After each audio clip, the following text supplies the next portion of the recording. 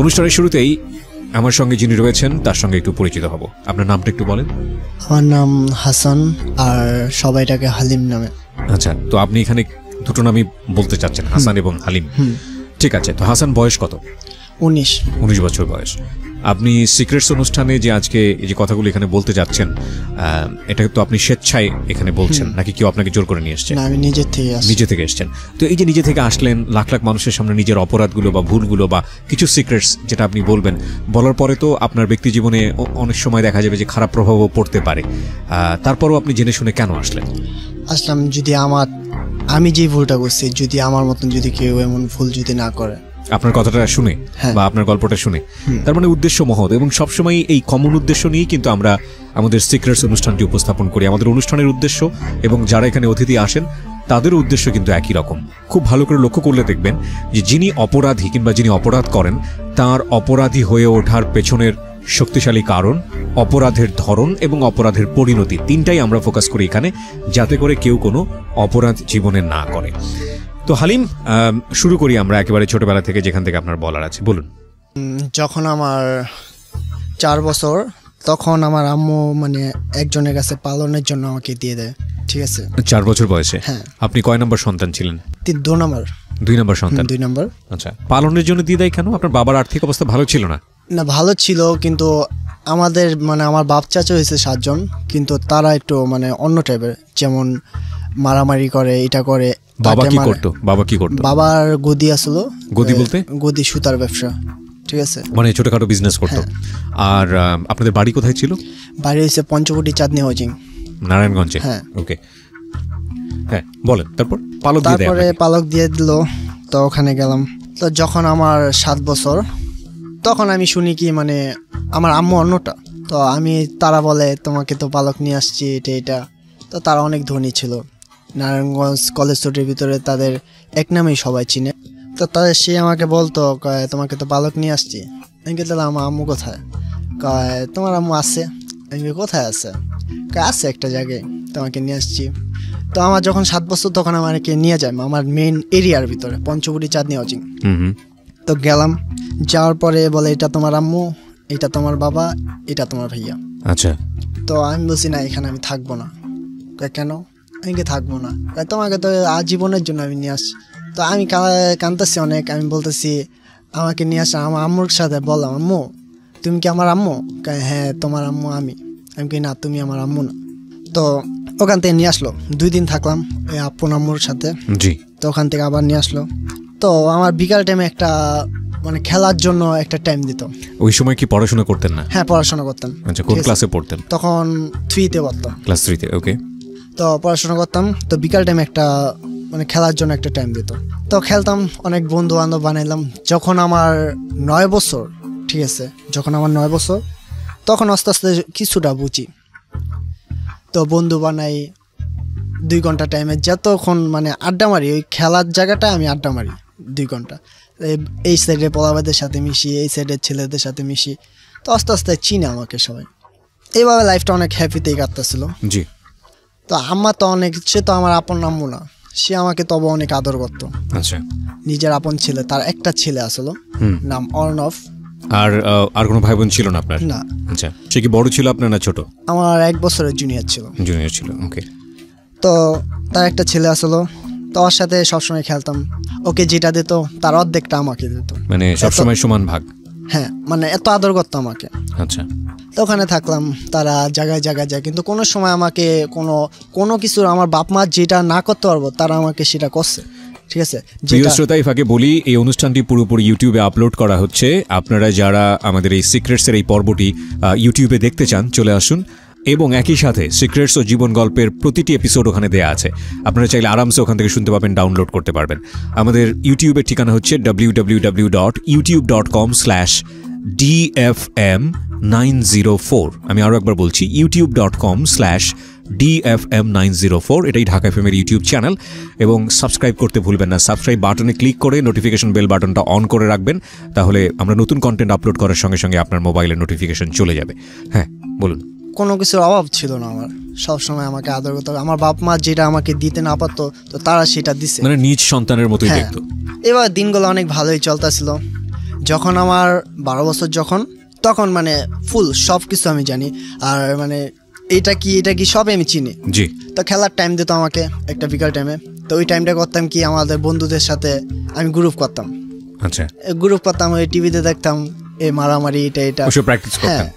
Group করতাম, আমার সবাই মানে মানবো এমন কিছু একটা। আমার 5টা ফ্রেন্ড আসলো, একটার নাম সাবিত আর একটার নাম রিয়ন, বেস্ট ফ্রেন্ড আমার। আচ্ছা। ওরা কলেজ তৈরি থাকে, তো ওদের সাথে প্রথম পরিচয়। আমি মানে একটু বোকা টাইপের আসলাম তখন, একদম বোকা টাইপের, সরল সোজা, কারোর সাথে কোনো গালাগালি করতাম না, কারোর সাথে কোনো মারামারি করতাম না। তো ওরা খালি গ্রুপ করে, চল ওই জায়গায় মারামারি করতে যাই। আমি কোথায়? চল উত্তর চাষারা, চল মারামারি করে আসি। আমি কি না, এইগুলো আমি করবো না। তাও কয় তুই তো ভীতু, তুই ভয় পাস, তুই আঙ্গুল লগে চলবি না। আমি গেছি, আমি ভীতু হইলে ভালো, তোদের সাথে চলবো না, সমস্যা কি? আচ্ছা। তো আমি অনেক কষ্ট পাইছি যখন আমাকে ভীতু বলছে, অনেক কষ্ট পাইছি। তো রুমে যেয়ে আমি কাঁদতেছি, তো আমার আম্মা আমাকে জিজ্ঞেস করলো কাঁদতেছ কেন? আমি কি কিছু হয়নি। এইভাবে মানে কেউ কিছু বলছে? আমি কি না। তো এলাকার ভিতর তাদের আবার মানে অনেক দাপট ছিল, অনেক ক্ষমতা ছিল, যে তার হাজবেন্ড, তাকে আমি বাবা বলে রাখতাম না, তাকে আঙ্কেল বলে রাখতাম। তো তার কাছে বললো মনে হয় হাসান তো কাঁদতেছে। কাঁদতেছে কেন? জানি না, তো মনে হয় কেউ আরে মারছে, এটা অনেক জিজ্ঞেস করছে, আমি বলিনি। তো ঘুরতে গেলাম আমরা, ঢাকার ধানমন্ডি আসলাম একটা খালা বাসায়। তো খালামুনিও জিজ্ঞেস করতেছে কি হয়েছে বাবা, তুমি কাঁদতেছো কেন? আমি বলছি না কিছুই হয় নাই, কিন্তু আমার একটা জিত আছে। আর আমার ভীতু বলছে, খালি ওইটাই ভাবতেছি, ভীতু বলছে, আমার ভীতু বলছে। 1 সপ্তাহ থাকলাম, 1 সপ্তাহ পর আবার নারায়ণগঞ্জ কলেজ চলে গেলাম। তো যাওয়ার পরে ওই যে সাবিত ছেলেটা, আমার বন্ধুটা আমাকে বলছে ভীতু, তোকে আমি বললাম চল গ্রুপ করব। তুই গ্রুপ করবি? আমি কি হ্যাঁ চল। তোরা কেউ ভয় পাইব? আমি ভয় পাইব না কেন, আমি কি প্রতিবন্ধী নি? না, একটু প্রতিবন্ধীর মতনই দেখতে লাগে আমার, মানে চেতাইতেছে। কোন ক্লাসে থাকতে গ্রুপিং করতেছেন? তখন আমি পড়াশোনা করি না, আমার জানা মতো। পড়াশোনা ছেড়ে দিলেন, তো আপনাকে ফ্যামিলি থেকে কিছু বললো না ওরা? হ্যাঁ বলছে, মানে আমার মাথার ব্রেন ভালো ছিল না, ঠিক আছে, আর ছোটোর থেকে অনেক কিছু ভুলে যাই, তো এই কারণে। আর সে তো মানে আমার আপন কিছু না, এই জন্য চাপও দেয়নি ওরকম? চাপও দেয়নি। ওকে। তো এক টাইম যখন আমাকে 2 ঘন্টা টাইম দিত, তো ওই জায়গায় আমি টাইম বাড়াইলাম, সকালবেলা একটু বাইরে যেতাম 2 ঘন্টা, আবার বিকালে। তো আমি বললাম আজকে শুক্রবারে, 2 দিন পর শুক্রবারে তো তোদের যত পোলাবাদ আছে সবাইকে নিয়ে আসবি। তাই কেন? গ্রুপ করুন। পরে বলা আছে ঠিক আছে। তো নিয়ে আসলো শুক্রবারে। তো আমার একটা বড় ভাইয়া আসলো, তার সাথে নতুন অনেক আগের থেকে পরিচয়, কিন্তু তখন মানে অনেক ঘনিষ্ঠ হয়ে গেছে। তো বললাম ভাইয়া আমি তো বেস করব, আমার মানে আপনাকে আমার লাগবে। তুই বেস করবি? আমাকে হ্যাঁ করবো। আচ্ছা ঠিক আছে, তুই তোর লাগে আমি আসি, তোর যদি কিছু হয় আমি আসি। সে আবার মানে ওই জায়গার ভিতরে চাষারা সাইটটার ভিতরে তার অনেক নাম আছে, নামটা বলবো না, ওকে, বলে আমার অনেক সমস্যা হবে। তো সে বললো আচ্ছা ঠিক আছে, কারণ ওখানে আমার সবাই চিনতো, কারণ ওই যে আমার আম্মার জন্য তার ক্ষমতা আছে, জানে তার ছেলে আমি, ওকে, সবাই চিনতো। তো আমি বললাম আমাদের ওখানে অনেকগুলা কলোনি আছে, কলেজ রোডের ভিতরে কলোনি আছে পুরানো, যে কোনো লোক ঢোকে না ওখানে। তো ওই জায়গায় একটা কলোনি নিলাম, ক্লাব বানাবো। ওইটা আমার যতগুলা ছোট ভাই আছে ওদের পরিষ্কার করে এলাম, বলছি পরিষ্কার কর সারা। ওই জায়গায় আমার নাম দিছি হাসান বস, ঠিক আছে, ছোট হাসান, এত কিছু বলতাম, নাম দিছি হাসান বস। সব মিলা 20 জন আসছে, মানে আমার গ্রুপ। ওই যে শুক্রবারে বলছি তোরা আসছে, আসার পরে বললাম আমি একটা গ্রুপ খুললাম, তো আমার গ্রুপে তোরা থাকবি, তোদের কিছু হলে আমি দেখবো। তোরা রাজি হয়েছে, ঠিক আছে। গ্রুপে কি কি কাজ করতে হবে, মানে যত বাজে বাজে পোলা আছে সবাইকে নিচ্ছি, যদি আমার নামটা ফোটে, ঠিক আছে, এটা আমাকে সবাই চিনে, এটা ভালো একটা লিঙ্কে যেতে পারবো, এই কারণে। তো আস্তে আস্তে দিনগুলো পার হইতেছে, তখন কাউকে মারতাম না, তো দিনগুলো অনেক ভালো চলতেছিল আমার। এক সময় একটা মিটিং আসলো, মানে রাজনীতির বিষয়ে একটা মিটিং আসলো, আমাকে অফার দিল। রাজনীতির বিষয় বলতে? রাজনীতির বিষয়ে মানে আমি এতগুলো ছেলে দেব, আমাকে এত টাকা দেব। এটা আপনাকে কে অফার দিল? আমার ওই বড় ভাইয়াটা বলছে তুই যদি 10টা পোলা দেস তো 1000 টাকা, 20টা দিলে 2000 টাকা, আচ্ছা 100টা দিলে হিসাব 10,000 টাকা। তখন টাকা তো আমার কাছে অ্যাভেলেবেল আসলো, কারণ আমার কাছে টাকা, আম্মার থেকে টাকা নিতাম, চাইলে দিয়ে দিত আমাকে, জিজ্ঞেস করতো না কি করবি। এই যে পোলাপানগুলোকে আপনি একসাথে করছেন, আপনি গ্রুপিং করছেন, এদেরকে কি খাওয়া ঠাওয়া দিতেন? মানে হ্যাঁ, প্রত্যেক দিন কম হলে আমার 500 টাকা খরচ যেত। হ্যাঁ, এই টাকাটা আপনি পেতেন কোথা থেকে? বাসা থেকে? আম্মার থেকে। তার টাকার কোনো শেষ ছিল না, ঠিক আছে, কোটি কোটি টাকার মালিক সে। এই টাকাটা সে পেতো কোথায়, কি করতো সে? তার তো নিজের বাড়ি আছে, 3টা 9 তলা বিল্ডিং, ঠিক আছে। ওকে, পরে এই ধানমন্ডি বাড়ি আছে, ফ্ল্যাট আছে। আচ্ছা আচ্ছা, তো ওই মার কাছে চাইলেই পাওয়া যেত? হ্যাঁ, চাইলে পাওয়া যেত, সে আমাকে দিত। বাকি সবাই কি জানতো যে ওই মা কি আপনাকে পালক এনেছে এটা জানতো? সবাই জানতো আমার আপন আম্মু, সবাই এটাই জানতো। ওকে, মানে বুঝার বিষয়ের জন্য একটু বলছি যে ওর মা কিন্তু এলাকার খুব প্রভাবশালী ছিল এবং ধনবতী মহিলা ছিল, তো সেই অর্থে ওর প্রভাব খাটানোটা অনেকটা সহজ ছিল এই ছেলে মেয়েদের উপরে। জি বলেন, তারপর? পরে আমার এমন একটা অফার দিল, তা আমি বললাম আচ্ছা ঠিক আছে। যে 20টা গ্রুপে আমার ছেলে আসলো, তো ওদের আমি বললাম কালকে এমন টাইমে আমার সাথে দেখা করবি, তোদের যত ছেলে আছে সবাইকে নিয়ে আসবি, প্রত্যেক জনকে আমি 100 টাকা করে দেবো, ঠিক আছে। তো ওরাও বাচ্চা, তো বলে আচ্ছা ঠিক আছে, সবাই খুশি হয়ে গেছে। আর নাস্তা মাস্তা তো রেডি ফাওয়াই, তো নিয়ে আসলো। পরের দিন সব মিলে আমার 50 জন মানে ছেলে হয়েছে, 50 জনের 5000 টাকা পেয়েছি। তো মিটিংয়ে গেলাম, ওখানে যাওয়ার পরে আমার যে বন্ধু রিয়ন, ওর সাথে এক ছেলের ঝগড়া লেগে আছে। ঝগড়া লাগার পরে আমি বলছি ঝগড়া করা ভালো না ভাইয়া, তো মিটিং মিছিল আসলে তো একটু হালকা পাতলা শৈলে ভেতরে ঘষা খাই। তাই বলে কেন খাইবো? আমি আচ্ছা ঠিক আছে সরি। কয় না, সরি বললে সব সমাধান হয় না। তাহলে তোকে কি বলবো, মানে তুই গেছি কেন, কি বলবো তোকে? কয় তুই আমার তুই করে বললি কে, তো সিনিয়র আমি সিনিয়র জুনিয়র আমি বুঝি না। তাই কথা দুই কথা তার সাথে কথা কাটাকাটি হইলো। তা বলছে তুই থাকস কই, তুই কলেজের থাকস না? আমি হ্যাঁ কলেজের থাকি। কে মারবি? হ্যাঁ তোরা মারবি, এমন টাইমে তোর সাথে ক্যাচাল করবো। আমাকে টাইম দে, ফিল্ডে নামবি? হ্যাঁ ফিল্ডে নামবো। আচ্ছা ঠিক আছে। আমাকে টাইম দিল শনিবার সময় বিকাল টাইমে। তো ওই টাকা পাইলাম, টাকা পাওয়ার পরে ওখান থেকে আমার 1000 টাকা আমি রাখছি, আর বাকি টাকা ওই ছেলেদের খাওয়াইছি। টাকা দিচ্ছি, আবার এভাবে খাওয়াইছি, ঠিক আছে। যেমন 10টা বলারে 1000 টাকা দিচ্ছি, এমন করে তোমরা 10 জন ভাগ করে আনো। তখন রাত্রে টেনশন করতেছিলাম, ওই ছেলেরা আসবো হয়তো, যেতে বললো আমি তো জিদ্দের মতো ওরা বললাম ওরা মারবো, যদি মারামারি করি একবার যদি আমার কানে যায় তো আমরা তো অনেক বকাঝকা করবো। কোনো সময় সে জানে আমি অনেক ভালো। বয়স কত তখন আপনার? 12-13। ওকে। তো রাত্রে ঘুম আসে না, সারা রাত টেনশনে বলে কি করবো কালকা।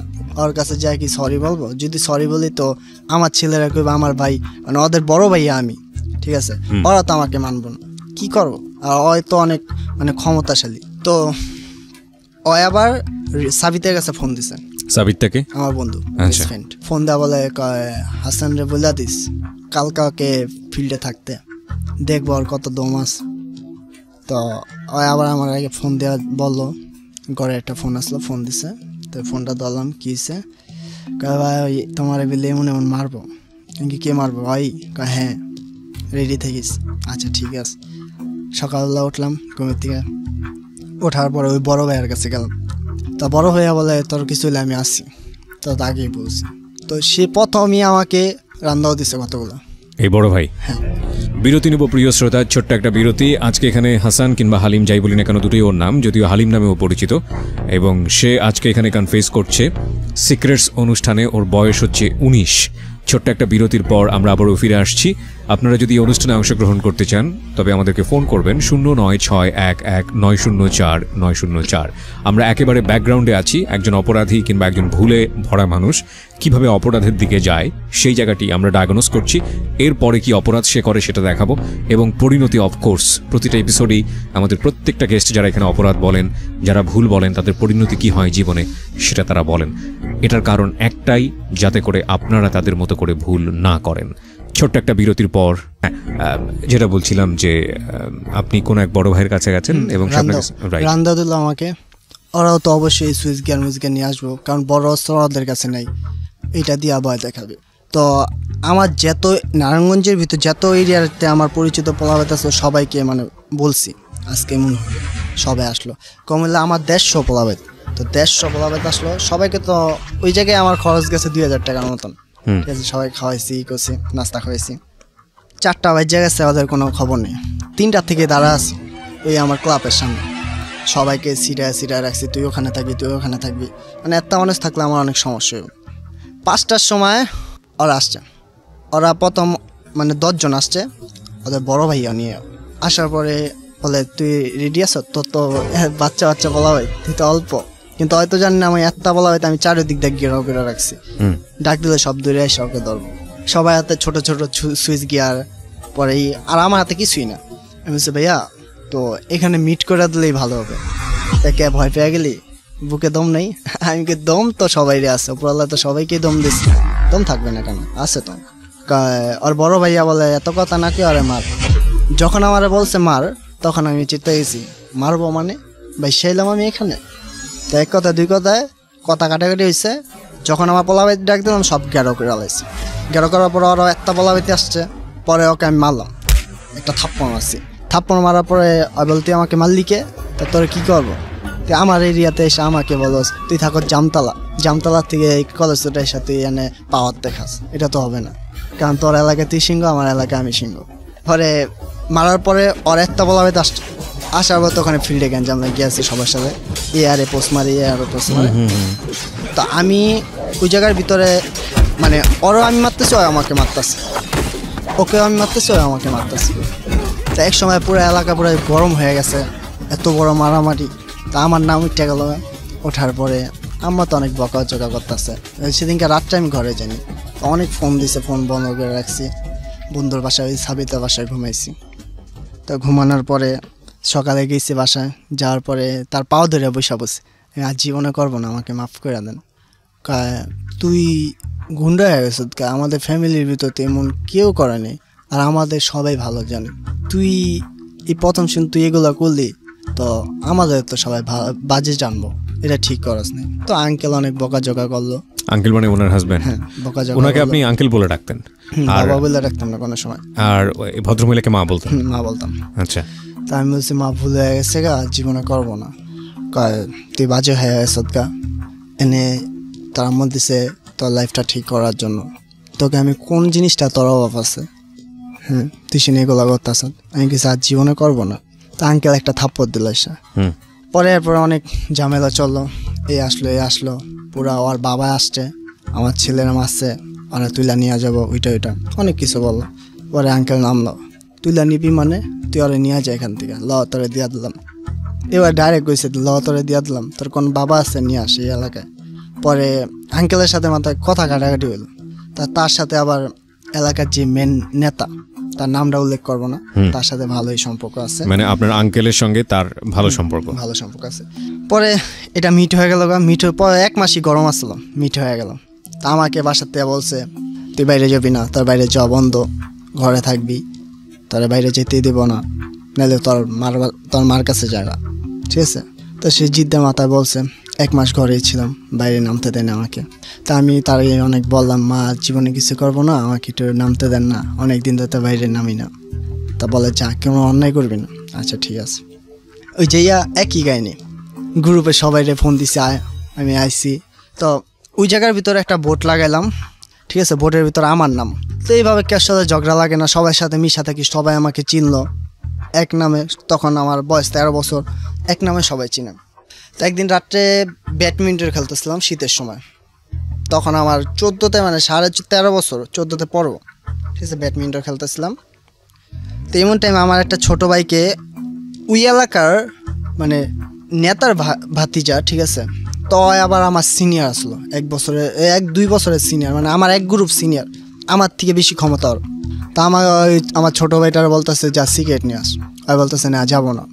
কেন যাবি না? তো যেতে হবে। তা আমাকে ডাক দিল, আমি কিসে? ভাইয়া এমন আমি সিগারেট আনতে যেতে বলতেছে, আমি যাবো না। সে ভাইয়া হয়তো যাবো না, তো ওকে তো বললে শুধু লাভ নেই। তুই কে? আমি কে ভাইয়া, আমার কি চিনো না তুমি? তোমার ছোটো ভাই। যা আনতে যা। আমার উপরে কথা বলি, তোর এত বড় সাহস আমাকে বলে। তো ছোটো ভাইটা আমার অনেক আদরে আসলো, সবসময় আমার ক্লোজ আসলো, আমার সাথেই থাকতো। আচ্ছা। ওকে নিয়ে অনেক মারধর করছে, মারধর করার পরে আসছে কান্তাছে সমানে। তো ওরা আবার একটু গরিব টাইপের আসলো, ওদের এত ক্ষমতা আসলো না আর বাপ মার। তো ওদের বাসায় নিয়ে গেল, বললো মনে ওরে মারলো, তোমরা কি করলা? আর আম্মু বলতেছে, কান্তাছে আর বলতেছে। তা আমার জিত উঠে গেছে, ওই মাছ ওকে আমি এত ভালোভাবে বললাম, এত অবশ্য শুনলো না। তো রাত্রে আমি বাইরেছি, বলছি একটু কাজ আছে, আমার 1 ঘন্টার জন্য বাইরে। তা আমার বাইর করছে, বড়ো ভাইয়ারে ফোন দিলাম, ওই বড়ো ভাইয়ারে ফোন দেওয়ার পরে ভাইয়ারে বললাম একটা সুইচ গিয়ার লাগবে আমার। সুইচ গিয়ার দিল, কি করবি? আজকে একটা মাইরেই ফেলাবো, মানে বলছি জিদ্দা মাথা মাইরেই ফেলাবো। তো গেলাম, ওকে পাইলাম না সেদিনকে। 2 দিন পর ওই ব্যাডমিন্টন জানে খেলতেছিলাম, ওখানে ওকে পাইছি, আমার এরিয়ার ভিতরে আসছে।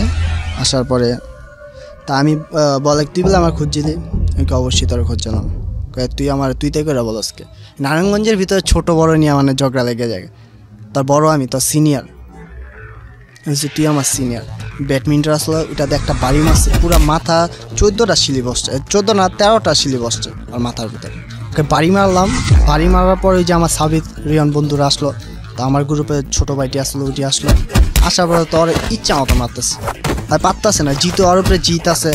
মারার পরে ইটা আসলো, ইটা দিয়ে ওর মাথা হচ্ছে, আবার বাড়ি মারছে, আর পুরো শরীরে রক্ততে বেড়ে গেছে। পরে ওর বড় ভাই আসলো একদল, দূরে এসে আমাকে মারতেছে, আমিও মারতেছি, মানে আমি যেভাবে মারতেছি এইভাবে মারতেছি। তখন মানে ওর বড় ভাইয়েরও মাথা ফাইটে আছে, আমার শোয়া ঘুষাইতেছে, আমি আবার ইটা আসলো জিত দিয়ে মাথা, আবার ইটা দিয়ে আবার এই চোখ পাশে মারছি, এই জায়গা ফাইটে গেছে, চোখে এক কিনার সাইডে ফাইটে গেছে। তো একটা কিছু আবার আগের মতন মানে ঘেঞ্জাম সব কিছু, বাড়িতে জানাজানি হয়েছে, সবাই বকাঝকা করতেছে। তো ওই জায়গার থেকে আমি তো জানি এবার যদি যাই তো আম্মা অনেক রাগ করবো আর বাই করে দেবো। ওখান থেকে পলাইলাম ডাইরেক্ট পাঠানতলি। ওইটা হচ্ছে যা নারায়ণগঞ্জের থেকে যাইতে 40 টাকা ভাড়া লাগে পাঠানতলি। ওখানে কাউকে চিনি না ভাই।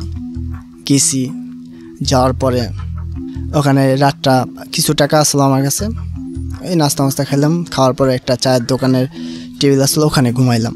আচ্ছা, ওখানে রাতটা পার করলাম। তো অনেক কাঁদতাছিলাম, এটি কী করতেছি আমি, এটি তো ঠিক করতেছি না, এটি কী করতেছি। তো এই দিক দিয়ে তো ওর বাপে অনেক, ওর বাবা আসলো কি মানে আমার আম্মাদের থেকে মানে ক্ষমতাশালী, তাদের থেকে বেশি ক্ষমতাশালী। ওকে। পরে এক বন্ধুরে ফোন দিলাম, দোষ এমন এমন কী হয়েছে, হাসান তুই আসিস না, আসলে তোর অনেক সমস্যা হইব, তোর নামে মামলা করছে, চিঠি করছে, মানে ওই বলতেছে, কিন্তু জিটি করছে না এটা আমি জানি না, বলতেছে অনেক সিরিয়াসই হয়ে গেছে গা। তো ওই ছেলের মাথায় দেখলাম ওদের দোনো ভাইয়ের মাথায় ব্যান্ডেজ, সকালে তোদের বাড়ির সামনে আসছিলো। তা আমি আরও ভয় পেয়ে গেছি। তো ওখানে থাকলাম, থাকার পরে যখন দিন আসলো একে একে হাত। ওখানে থাকলেন কই, মানে কার বাসায় থাকলেন? কোনো বাসায় থাকিনি, রাতটা পার করছি মানে একটা চায়ের দোকানে। আচ্ছা। দিন আসলো, যখন দিন হলো তখন এক আঙ্কেলরে বললাম, আঙ্কেল এমন এমন এখানে কোনো ম্যাচ হবে? হবে তো এখানে ম্যাচ। আমি বলছি আঙ্কেল এমন ওকে কী হচ্ছে? আমি আঙ্কেল এমন এমন মিথ্যা কথা বলছি তাকে, এমন এমন সমস্যা হচ্ছে, আমার তো বাপ মা নাই, তো এখানে আমার অনেক দূরেতে আসে। তো সে বলছে এখানে জায়গা হবে না। আমি যখন বলছি বাপ মা নাই, মানে ল্যাঞ্জা ছাড়া তো কাউকে রাখতে পারবো না, আমি যদি চলে যাই কিছু করে। তবে কাঁদতেছিলাম ওই জায়গায় পাঠানতলি একটা এরিয়ার ভিতরে, একটা জায়গায় মাঠের ভিতরে বসে বসে কাঁদতেছিলাম। তখন একটা ভাইয়া দেখছে আমি কাঁদতেছিলাম, ভাই কী হয়েছে? সিগারেট খেতে স্যার বলতেছে কী হয়েছে? আমি বললাম ভাইয়া এমন এমন, আমার বাড়ি হয়েছে গায়েবান্ধা, তো ওখান থেকে আমি আসছি কিন্তু হারায় গেছে গা। আমি ছোটোর থেকে ঢাকায় বড় হয়েছি, কিন্তু আমি চিনি না কিছু, ঠিক আছে? তো বলছে মানে আমি সব মিথ্যা কথা বলছি, কিন্তু ধরা খেয়ে গেছি ওখানে। আচ্ছা। বলতে যা ধরা খেয়ে গেছি। আমার বলে সিগারেট খেবে? আমি কই না খাবো না, এগুলো খাই না। আমি বললাম ভাইয়া, তার সাথেই থাকলাম সন্ধ্যা পর্যন্ত। তো আমি বললাম ভাইয়া এমন এমন, আমাকে একটা জায়গা ব্যবস্থা করে দিতে পারবেন? এখানে থাকবো, এখানে আমি কাজ করবো, সব কিছু এখানে। তো বলে আচ্ছা ঠিক আছে, তাহলে চলো একটা ম্যাচ আছে ওখানে ঠিক করে দিই তোমাকে। ঠিক করে দিল ম্যাচটা।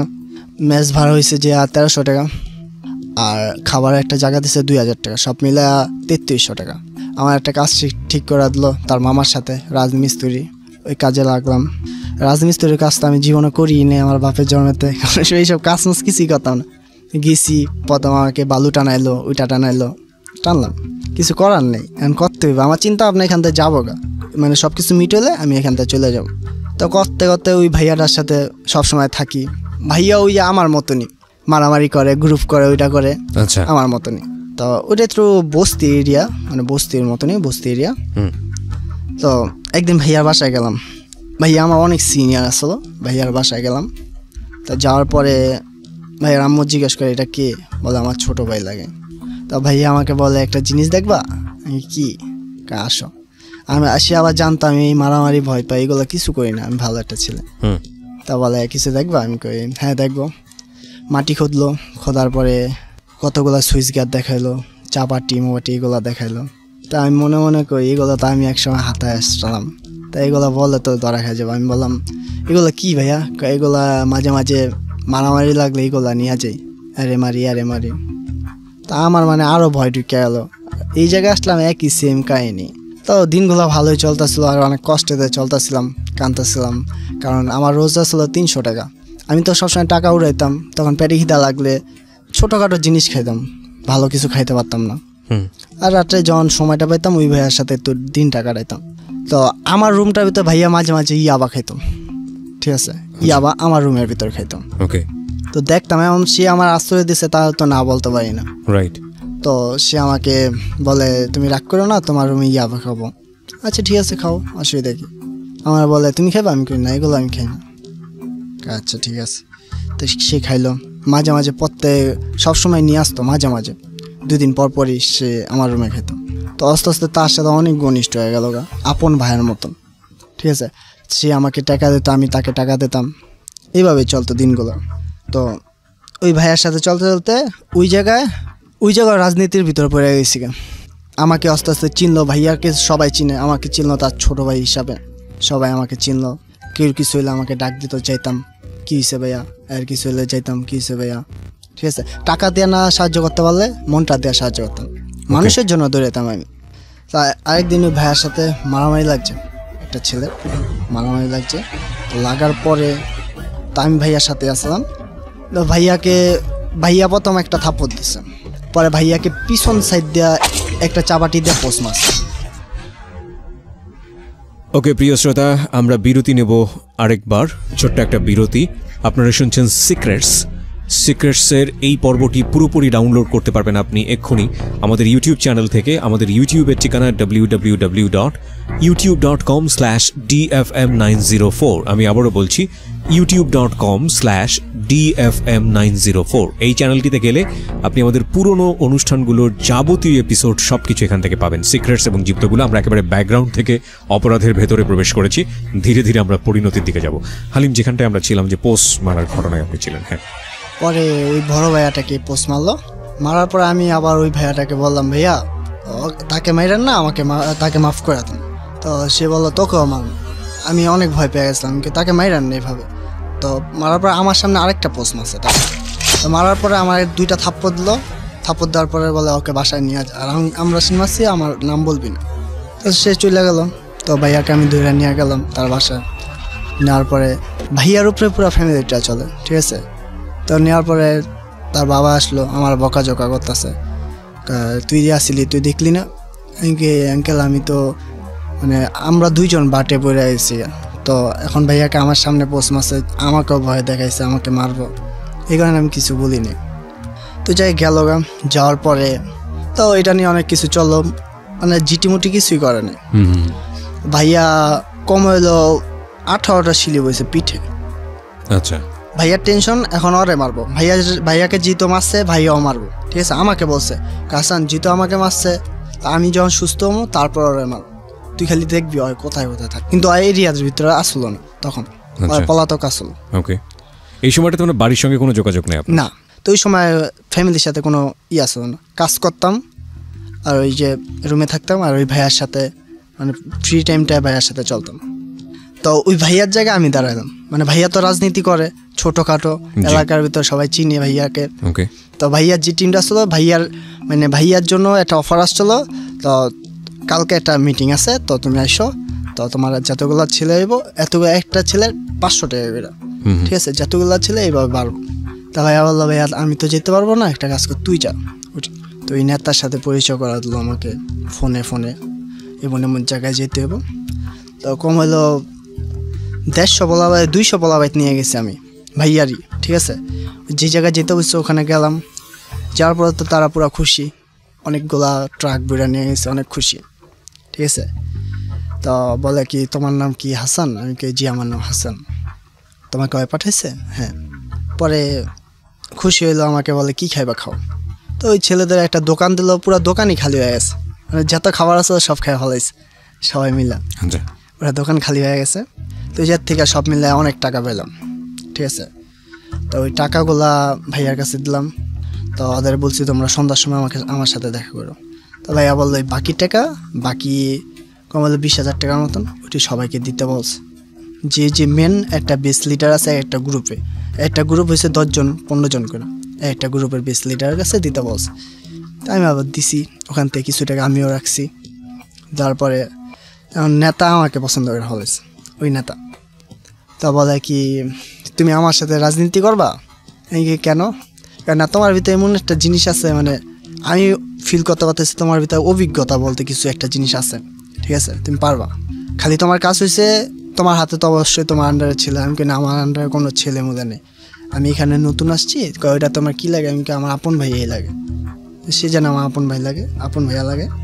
পরে ভাইয়া সুস্থ হইলো, হওয়ার পরে এই নেতার কাছে নিয়ে গেল, বললো আর কোনো সমস্যা হইলে দেখেন এটা।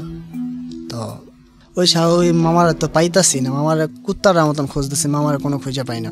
পরে মামারে নিউজ পাইছি মামার বাসা আসছে, তো ভাইয়া তো পুরা শরীরে শক্তি নেই, ঠিক আছে। আমরা 15টা ছেলে গেলাম, আমার সাথে গেছে, যেটি মানে আমার চালি বললি আমার সাথে গেছে। যার পরে ওকে সুন্দর মতন শিখা দিছি, ভাইয়া এমন এমন যা বলবি, ভাই আপনাকে ডাকতেছে, এমন সমস্যায় পড়ছি, তো আপনি আসলে অনেক ভালো হতো, প্ল্যান করছি।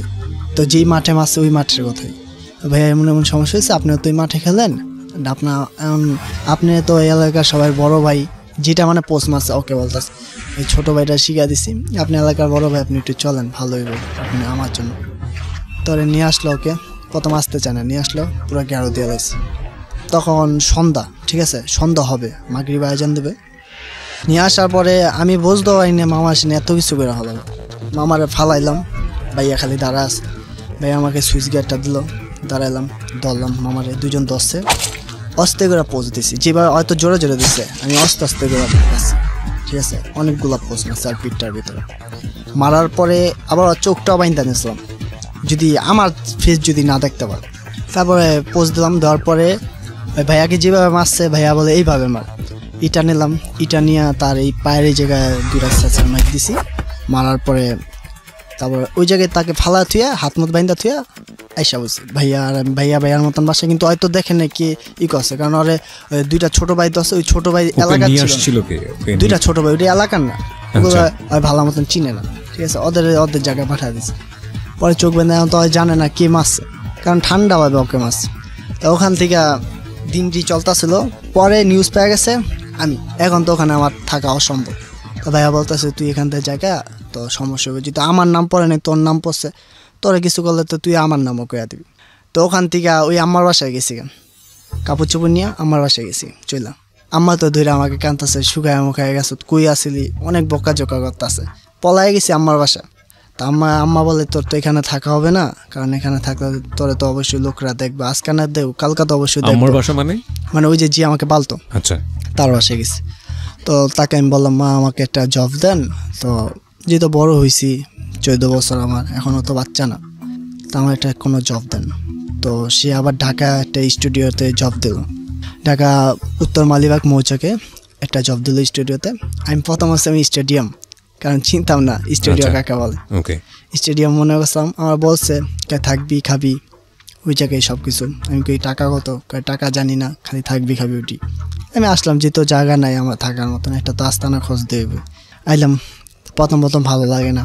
আমার স্যার মিউজিক ডাইরেক্টর, তো সে আমাকে অনেক আদর করতো, নিজের ভাইয়ার মতন অনেক আদর করতো। আমাকে দেখাইলো এই জায়গায় থাকবা। তখন আমি একাই থাকতাম, 14টা রুমের ভিতরে আমি একা থাকতাম, পুরা দেখাশোনা আমি করতাম, কারোর সাথে পরিচয় নেই, নতুন এরিয়া, কাউকে চিনি না জানি না, চুপচাপ থাকতাম।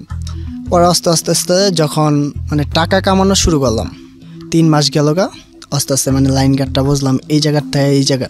তা আমাকে মানে আরেকটা লোক আসলো, যেটা তাদের মানে ঘনিষ্ঠ লোক, তাকে দিয়ে ওই যে পার্টির লোকরা যখন আসতো, বিয়ার খাইতো, মদ খাইতো, তখন ওগুলা নিয়ে আসতো, ঠিক আছে, তাকে দিয়ে। আচ্ছা, সে অনেক টাকা কামাইতো, আমি দেখতাম। তাই আমি একদিন বললাম, স্যার এই পুরো স্টুডিওর দায়িত্বটা তো আমার দিতে পারেন আপনি। সে বলে, এখানে তুই বাচ্চা মানুষ, তোরে কী দেব, এখানে দিতে পারেন চাইলে, আমি পারবো সব। তুই পারবি? আমি হ্যাঁ পারবো।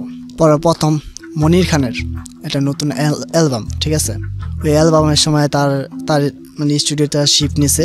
তো তার অ্যালবামের ভিতরে 15,000 টাকা কামাইলাম। আমাকে মদ ভিয়ার আনতে দিছে ঢাকা মালিবাগের থেকে, মগবাজার থেকে। আমার বসে আমাকে বলছে ওই জায়গাতে যা নিয়ে আস। আচ্ছা, গেলাম, যে ওখান থেকে পাই আমার বসে আমাকে নিচে নিয়ে গেছে, এটা হচ্ছে পাইকারি আর এটা হচ্ছে মানে রিয়েল দামে, যেটা বাস্তবে যেটা দাম ওইটা রিয়েল দামে, আর এটা হচ্ছে পাইকারি। এই যাতে পাইকারি এটা অর্ধেক দামে। তা আমি পাইকারি নিয়ে আসতাম। আমার দিছে যে 30,000 টাকা, বিশাল বড় পার্টি, ঠিক আছে, 30,000 টাকা মদের জন্য, তারপরে আরও যত খাওয়ার মোয়ার আছে সব কিছুর জন্য টাকা দিছে। তো ওই যাতে 15,000 টাকা আমি মেরা দিছি। মারার পরে আমি তো ভয় পেতেছি, জীবনে কোনো সময় এগুলো করিনি, যদি আমার হিসাব জিজ্ঞেস করে কি বলবো, ভয়ে গেছি। পরে সেদিনকে কিছু হয়নি, পরে আস্তে আস্তে শিখে গেলাম। তা আমার টাকা তো আর কোনো জায়গায় দিতে হয় না, নিজেরটা নিজেরই উড়াইতে হয়। ওই টাকা জমাইতাম আর উড়াইতে এক সময় ভাল লাগে না, একা একা খালি স্টুডিওতে শুয়ে থাকো, বসে থাকো, খেলার কোনো সময় নেই। কারণ কি ছিল আপনার এই বিআরটি নিয়ে আসা? না, আমার কাজ ছিল ওই দেখাশোনা করা আর এই পার্টির লোকরা আসলে তাদের সাহায্য করা, এটাই ছিল আমার কাজ।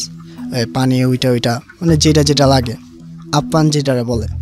যখন 6 মাস হয়ে গেল ওখানে, তখন তো পুরনো হয়ে গেছি আমি। পরে যখন জুমার নামাজ পড়তে যেতাম, দেখতাম ওই এরিয়ার ভিতরে কতগুলো ছেলে খেলাধুলা করতো। তো ওদের বললাম, হ্যাঁ তোমরা তো এখানেই থাকো, তো আমার তো একা একা ভালো লাগে না, তো তোমাদের সাথে মানে এক টাইম আমি একটু আড্ডা মারবো। বলে ঠিক আছে ভাই, আইসো তুমি। গেলাম, যাওয়ার পরে তারা থাকে কালী মন্দিরের সামনে, ঠিক আছে। তো ওখানে তারা আড্ডা মারে। গেলাম, যাওয়ার পরে দিয়ে তারা অনেক গ্রুপ বিশাল বড় গ্রুপ, ঠিক আছে। কিন্তু তারা আসলে কি ভীতু টাইপের। গেলাম, তাদের সাথে পরিচয় হইলাম। তো পার্ট টাইম যেটা আমি মানে যে টাইমটা পাইতাম 8টার পরে বা 6টার পরে, ওই টাইমটায় ওদের সাথে আড্ডা মারতে যেতাম। 5টা মেয়ে বান্ধবী আসলো, আর এভাবে ছেলে ঘনিষ্ঠর ভিতরে 5 জন আসলো, এবং 10 জনই আমরা অল টাইম আড্ডা মারতাম, আর বাকিটি সার্টিবাড়ি। তো প্রত্যেক দিন এইভাবে চলে। আমার বন্ধুদের আমি নিয়ে আসি, যখন স্যারেরা যায় পলায় আমি নিয়ে আসি, আসো এসে আমরা একটু আড্ডা মারি, বান্ধবী আমরা সবাই মিলে আড্ডা মারি, বিয়ার খাই, ঠিক আছে। তো কথাবার্তা বলি। তো এক টাইমে মানে ওই জায়গার ভিতরে ওই যে বন্ধুটা আমার কাছে টাকা দেখছে, টাকা উড়াই, কারণ টাকা উড়াইলে তো পিঁপড়ার কোনো অভাবই নেই, ঠিক আছে। মানুষ অ্যাভেলেবেল মানুষ পাওয়া যায়। প্রত্যেক দিন আমি টাকা উড়াই, আমার যেটা চায় তার টাকা দিই। টাকা জিনিসটাকে আমি চিনতাম না তখন, উড়াইতাম। টাকা যেটি কামাইতাম ওইটি সবই উড়া ফেলাইতাম। তা আমি যেতে বলে আমার কাছে তো অনেক টাকা, আমি চাইলে আমি এখানে রাজনীতি করতে পারি। আমি বললাম, ভাই যেহেতু মাইন্ড করো না, এটা তোমাদের এরিয়াই, আমার বাড়ি তো নারায়ণগঞ্জের থেকে আমি এখানে আসি, কোনো মাইন্ড করো না, একটা কথা বলবো। বলো। তো ওদের নিয়ে একটা গ্রুপ করার পরে উত্তর বালিবাগের ভিতরে এক নেতা আছে, সে ছোটোখাটো রাজনীতির নেতা, তার নাম বলবো না। সে আবার একটা বড় রাজনীতির নেতার সাথে পরিচয় করেছে। আমার জিজ্ঞেস করে, তোমার নাম কি? আমি বললাম, আমার নাম হাসান। কোথায় থাকো? নারায়ণগঞ্জ। পরে বলে, তুমি আমার চিনো? আমি বলছি, না চিনি না, চিনতে এসেছি আপনাকে। পরে সে বললো, আচ্ছা ঠিক আছে, তো আমরা তো মিটিং মিছিল করি, তো আমাদের পিছে যখনই আমি ফোন দেবো তখনই তোমার আসতে হইব, না আসলে তোমার সমস্যা হইব, ঠিক আছে। আমি বলি, আচ্ছা ঠিক আছে, আসবো। আমার ইনকাম লাগবো না, আপনি খালি ওই যে মিটিং মিছিল হলে আমার ছেলেদের টাকাগুলো দেবেন, আমার কিছু লাগবে না, খালি আমার ক্ষমতা লাগবে, এতটুকু। আমার পাওয়ার চাই। ওকে, আপনি বললেন আমার পাওয়ার চাই, আমার টাকা লাগবে না। তো সে আরো খুশি হয়ে গেছে। আমি বাচ্চা মানুষ, এই সব বলতেছি, মগা হয়ে গেছে পুরা খারার উপরে। বাচ্চা কি বলে। পরে তার সাথে এমন ঘুরি ফিরি, একটু মাঝে মাঝে ফোন দেয়, মাঝে মাঝে সে আমার স্টুডিওতে আসে বিয়ার খাই, ঠিক আছে। তার সাথে তাকে আমি আইনা দিন, কিন্তু তার সামনে কোনো সময় বেদবি করিনি। তাকে আমি আইনা দিতাম, স্যার খান, এমন মামা খান, মামাকে ডাকতাম বেশিরভাগ খান। তো ফ্রি হইতে অনেক ফ্রি হয়ে গেছি, মানে তার প্যাডের কথা সবই আমি জানি। আমি যদি চাই তার সেকেন্ডে মেয়েরা ফেলাইতে পারি, সবাইকে বললা। ওকে, মানে সব আমার বললা দিচ্ছে। তো তার বাসায় নিয়ে যায়, তার একটা মেয়ে আসলো ছোট, ওইটা আমার ভাইয়া বলতো, তার ছেলে আসলো আমার ভাইয়া বলতো, ছোটই আসলো। সবাই বাসায় নিয়ে যায়, আমার দাওয়াত দেয়, যে খাই, তার সাথে থাকি। তো মিটিং আসলো, তার সাথে কম হইলো 10টা মিটিং আমি করছি, ঠিক আছে। রাজনীতির ভিতর মিছিল মিটিং এগুলো করছি, করার পর ভালো মানে চান্স পেয়ে গেছি তার সাথে। সবাই চিন্তাছে, এই করতেছে, সবাই জানে তার ভাতিজা লাগে আমি, ঠিক আছে, বা ভাগনা লাগে আমি, সবাই এক নামে, কিন্তু তার নাম উল্লেখ করবো না। শেষে নিজ দিয়ে আসেন, পরে ম্যাগজিন, পরে বন্দুক, এগুলো সব কিছুর মানে করতো, মানে ব্যবসা করতো, ঠিক আছে, নিচে। সে আমাকে বলছে, মানে একদিন দেখা হলাইছে, আমার বলে একটা জিনিস দেখবি। আমি বলছি, আমি ফাইল লাইন করে বলছি, মামা তুমি তো নেতা, তো তোমার কাছে তো কিছুই নেই, একটা জিনিস দেখবি। আমি কি? পরে লিভার বাদ দেখা হলো আমার এইটা, এইগুলাতে আপনি কি করেন? তুই পোলা মাইত মানুষ, বাচ্চা মানুষ, তোরে কি বলবো, তোর বলার দরকার নেই, বাদ দে। আমি মনে আমার তো এটা জানতে হবে, এরা কি করে, কারণ আমার পাওয়ার চাই, ঠিক আছে। পর আমি বলছি মামা একটু দেখি এটা, কয় না না এটাতে কী করবে, আমি একটু হাতে লই, স্বপ্ন আসলে হাতে নিব, হাতে নিলাম, নেওয়ার পর দিয়ে দিছি তাকে। তো সেইগুলার ব্যবসা করতো, ঠিক আছে। বন্দুক, পরে আরও অনেক কিছু ব্যবসা করতো। তা ওই জায়গায় তো মনে করেন স্টুডিওর ভিতরে ওই জব চলে আমার, ঠিক আছে। সন্ধ্যার পরে তার সাথে দেখা হয়, ওই বন্ধুদের সাথে দেখা হয়, মিটিং মিছিল করি, ভালো ক্ষমতা হয়ে গেছে ওখানে, ঠিক আছে। কালী মন্দিরের সামনে ভালো ক্ষমতা হয়ে গেছে আমার, সবাই চিনে, হাসান এক নামে চিনে। আবার আমার বসেরও অনেক ক্ষমতা ছিল, যে আমার বস। তো ওই জায়গার থেকে আমাকে একদিন সে অফার দেয়, তার একটা লোকের সাথে তার কথা কাটাকাটি হয় রাজনীতির বিষয়ে, জানি না আমি। আমার হঠাৎ করে ফোন দিছে, ফোন দেওয়া বলে বাসায় গেলাম, তোর একটা কাজ দেবো। কী কাজ? এই বন্দুকটা ল, নিজের হাতে দিছে আমাকে, এমন এমন লোক আছে তাকে মারতে হইব তোর, নাহলে তুই এখানে থাকতে পারবি না। কত সালের ঘটনা এটা? এটা আজকে 6 বছর আগের ঘটনা, ঠিক আছে। তখন কত হবে, 2013, হ্যাঁ 13 হবে, 13 নাকি 14 এমনই হবে, ঠিক আছে। তো গেলাম, যাওয়ার পর আমি বলছি মামা আমি তো এগুলো পারবো না, ঠিক আছে, আর কীভাবে কী করতে আমি তো জানি না, আর এগুলো আমি পারবো না, অসম্ভব। তো আমার বলো তুই না পারলে তোরে মানে থানায় দিয়া দেবো, তোরে মানে ভয় দেখাইতেছে, যত রকমের ভয় আছে দেখাইতেছে। পরে তার একটা ছেলে পাঠানোর পরে বলে কি যাওয়ার লগে যা, ওই দেখা দিব লোকটা, তুই মারবি। তা আমি গেলাম, যাওয়ার পরে ওই লোকটার পাইছি, কিন্তু আমার তো ভয় করতেছে, যদি তারে মারি আমার তো অনেক সমস্যা হয়ে যাবে, সে তো পলাই লাস্টে আমার সমস্যা হয়ে যাবে।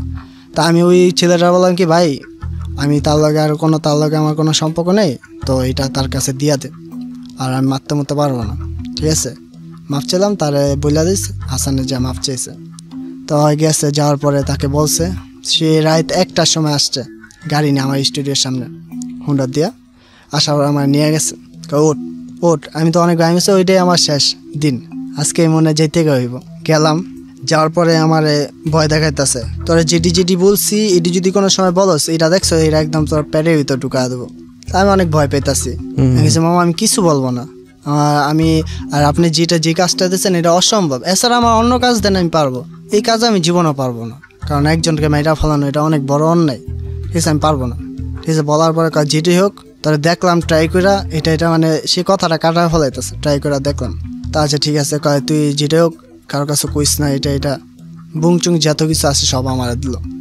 পরে ওই যে বন্ধুটা আমারই দুশ্মন, আমার ওই বন্ধুকে, যে আমার বন্ধু আমারই দুশ্মন, অরে বা ভাইয়া মনে করেন কম হইলো 23টা পোস্ট মারছে, ওর পিঠটা বাসে আমার দুশ্মনরা, ঠিক আছে। ওকে ওদের এরিয়ার ভিতর 23টা পোস্ট দিছে। পোস্ট দেওয়ার পরে আমার রাত্রে ফোন দিছে ওর আম্মু, হঠাৎ করে ফোন দিছে ওই ছেলের আম্মু।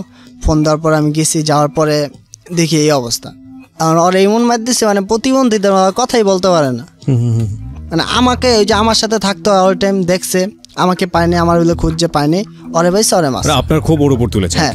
এবার আর একটা বিরতি নিতে হবে, ছোট্ট একটা বিরতি, এবং ঠিক রাত 12টায় আমি আবারও ফিরে আসছি। এই ফাঁকে প্রিয় শ্রোতা আপনাদের সবাইকে জানিয়ে রাখছি, ইতিমধ্যেই শুরু হয়েছে রেডিও আম্বার 102.4 FM আমার একটি নতুন শো, যে অনুষ্ঠানটির কথা হয়তো বা অনেকেই জানেন, মাইক্রোফোন টেস্টিং 1024, যেখানে বাংলাদেশের ছড়িয়ে ছিটিয়ে থাকা অসম্ভব প্রতিভাবান শিল্পী যারা আছেন, যারা কোথাও কোনো ফ্লোর পান না কিন্তু খুব ভালো গান, তাদের সুযোগ ঘটছে একটা অনুষ্ঠানে একটা এপিসোডে নিজেকে প্রকাশ করবার। আপনি যদি খুব ভালো গান করেন এবং আপনি যদি মনে করেন এই অনুষ্ঠানটিতে আপনি অংশগ্রহণ করবেন, তাহলে এই নাম্বারটিতে ফোন দিতে হবে, এবং নাম্বারটিতে ফোন দিয়ে ফোন থেকে আপনি যে নির্দেশনা পাবেন সেই অনুসারে আপনি কাজটি করবেন। ফোন নাম্বারটি হচ্ছে 09611001024। আমি বাংলায় বলছি এবং ধীরে ধীরে বলছি, 0961001024। এই নাম্বারটিতে ফোন দিয়ে আপনি নির্দেশনা অনুসারে আপনি কাজটি করবেন। আর এমনও হতে পারে এই অনুষ্ঠানের মধ্য দিয়ে সারা বাংলাদেশ আপনাকে অন্যভাবে চিনবে। সো অপেক্ষা করছি আপনার কলের। FM 90.4 এর সময় রাত 12টা। আমরা কথা না বাড়িয়ে ফিরে যাচ্ছি আবারও হাসান বা হালিম যাই বলি না কেন তার কাছে। হ্যাঁ বলুন। তারপরে আমি বললাম কি হয়েছে এমন ঘটনা বল। তো তার আম্মু আমার বলতেছে এমন, তো হয়তো মানে আমার কথা বলে না, এমন আর এইভাবে মারছে, এটা জিটি করবো, এটা করবো। তাহলে জিটি করেন, যে আপনাদের যেটা সুবিধা রয়েছে। আর আমি জিজ্ঞেস করলাম বন্ধু কি হয়েছে, কি করছে এমন কাজটা। তো সে বলে এমন হয় করছে। তো নাম আসলো, ওর নাম মৃদুল, ঠিক আছে। মৃদুলে করছে, তো মৃদুল আমাকে নিয়ে আর যত বন্ধু বান্ধব আছে সবাই 10-12 জন মিলা আমাকে অনেক মারধর করছে। আর মৃদুলে একাই পোস্টগুলা দিছে আমাকে, ঠিক আছে, কারণ তোর জালগুলো আমার উপর উঠাইল। পরে এই জায়গায় আমিও ভয় পেয়ে গেছি, যেহেতু আমাকে কুত্তার মতন খুঁজতেছে, আর ওরও ক্ষমতা আছে আমারও ক্ষমতা আছে ওই এরিয়ার ভিতরে। তা আমি রাত্রে ফোন দিচ্ছি, আমি কি মৃদুল তুই কি আমার খুঁজতেছিলি? ওই অনেক গালাগালি করতেছে, দেখছ তোর লগেরটারে কি করলাম, তোর তো দলে একদম পুরা মার বুক খালি করে হলাবো আমার বলতেছে। আচ্ছা ঠিক আছে ভাই, আমি তো কিছু করি না, যদি ভুলে থাকে আমার মাফ করে দিস, যদি কোনো ভুল করে থাকি, তোর সাথে তো এমন দুশ্মনীও নেই আমার। আছে তো। আমি কি ওই যে আমার পলাবে তুই তোর লগে নিয়ে যাস, তুই রাজনীতি করস, ঠিক আছে, তুই টাকা কামাস, এটা আমি কোনো টাকা কামাই না তো ভাই। তুই তোর ক্ষমতা হয়ে গেছে গা, এখন আমারে কেউ চিনে না, তোরে চিনে কিছু এলে হাসান ভাই ছেলেরা কয়, মানে ওই চাইতেছে আমার উপরতে, ঠিক আছে। পরে আমি বলছি আচ্ছা ঠিক আছে, আমরা তাহলে কালকে দেখা করি।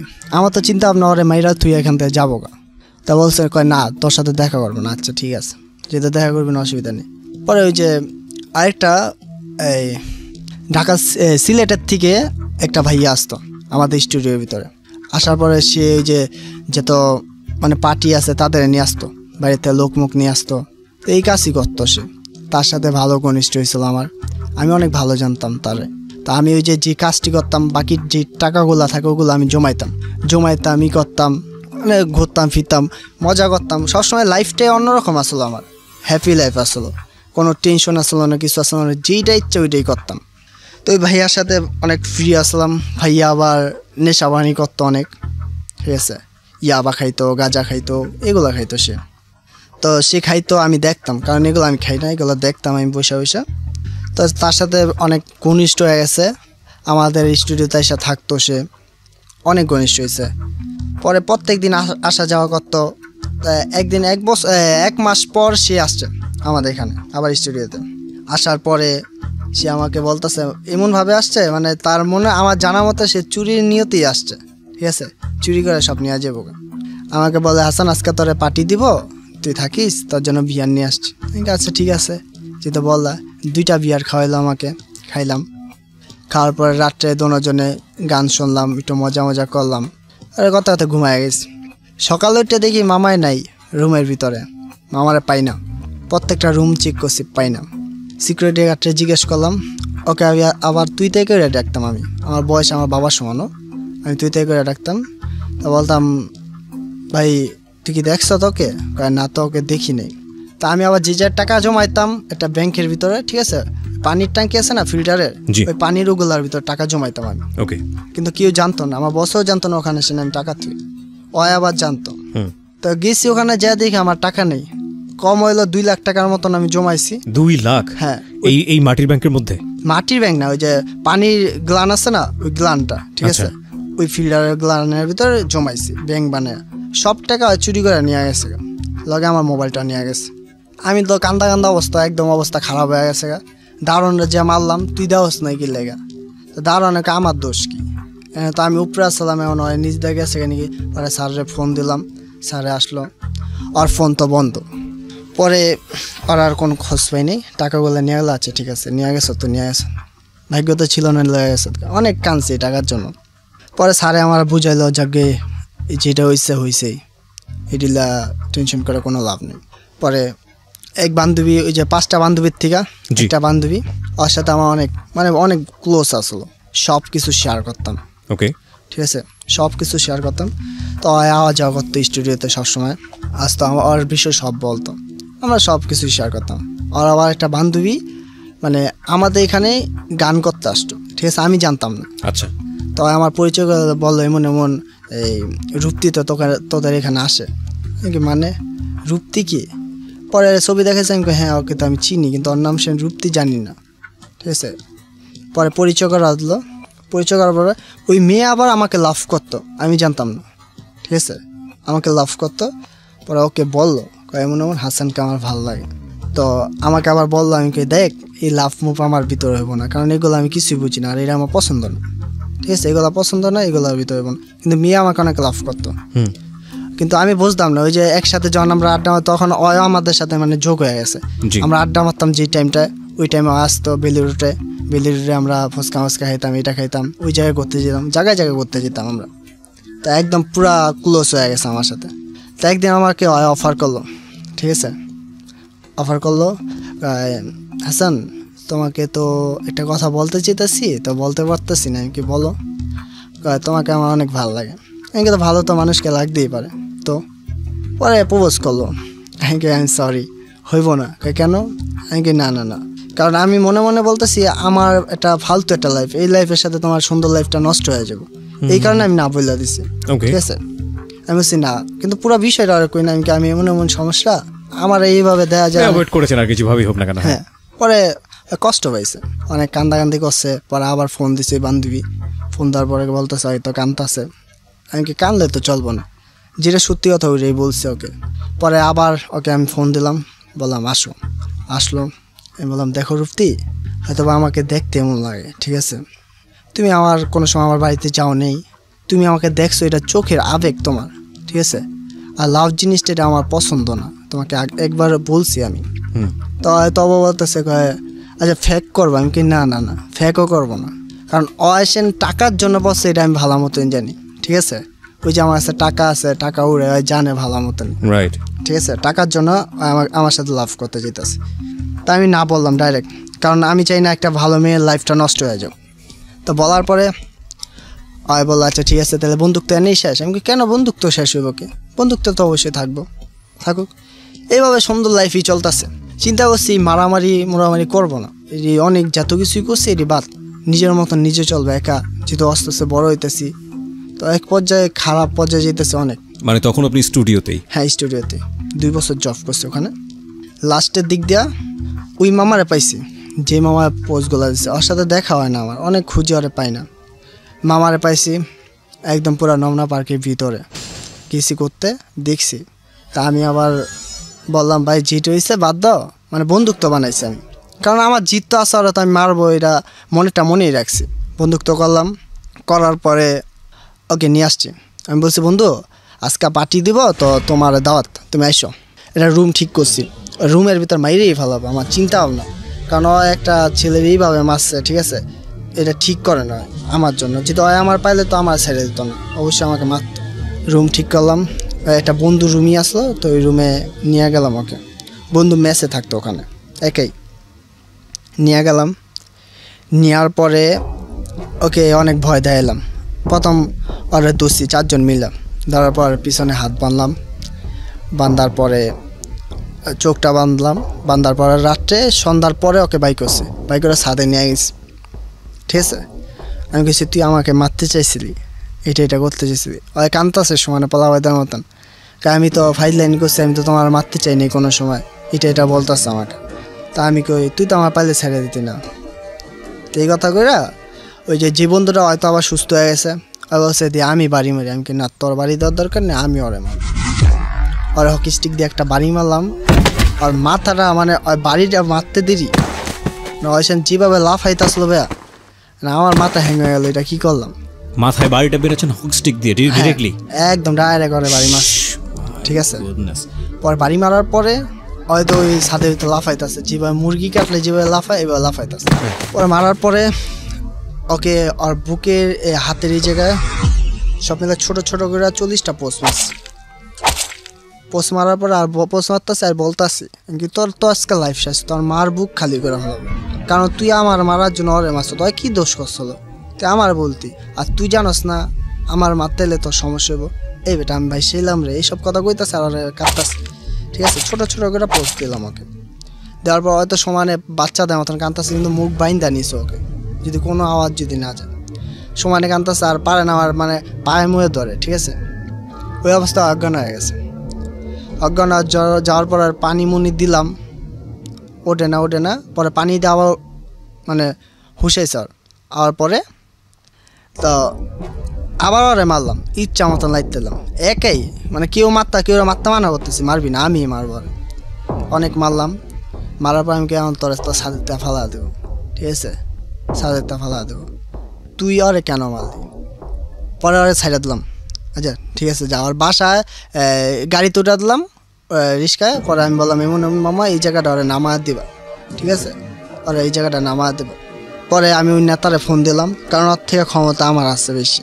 নেতারে ফোন দিলাম, আমি বললাম এমন এমন ভুল করে ফেলাইছি মামা, এখন ওরে তো মারছি, কী করব বলেন।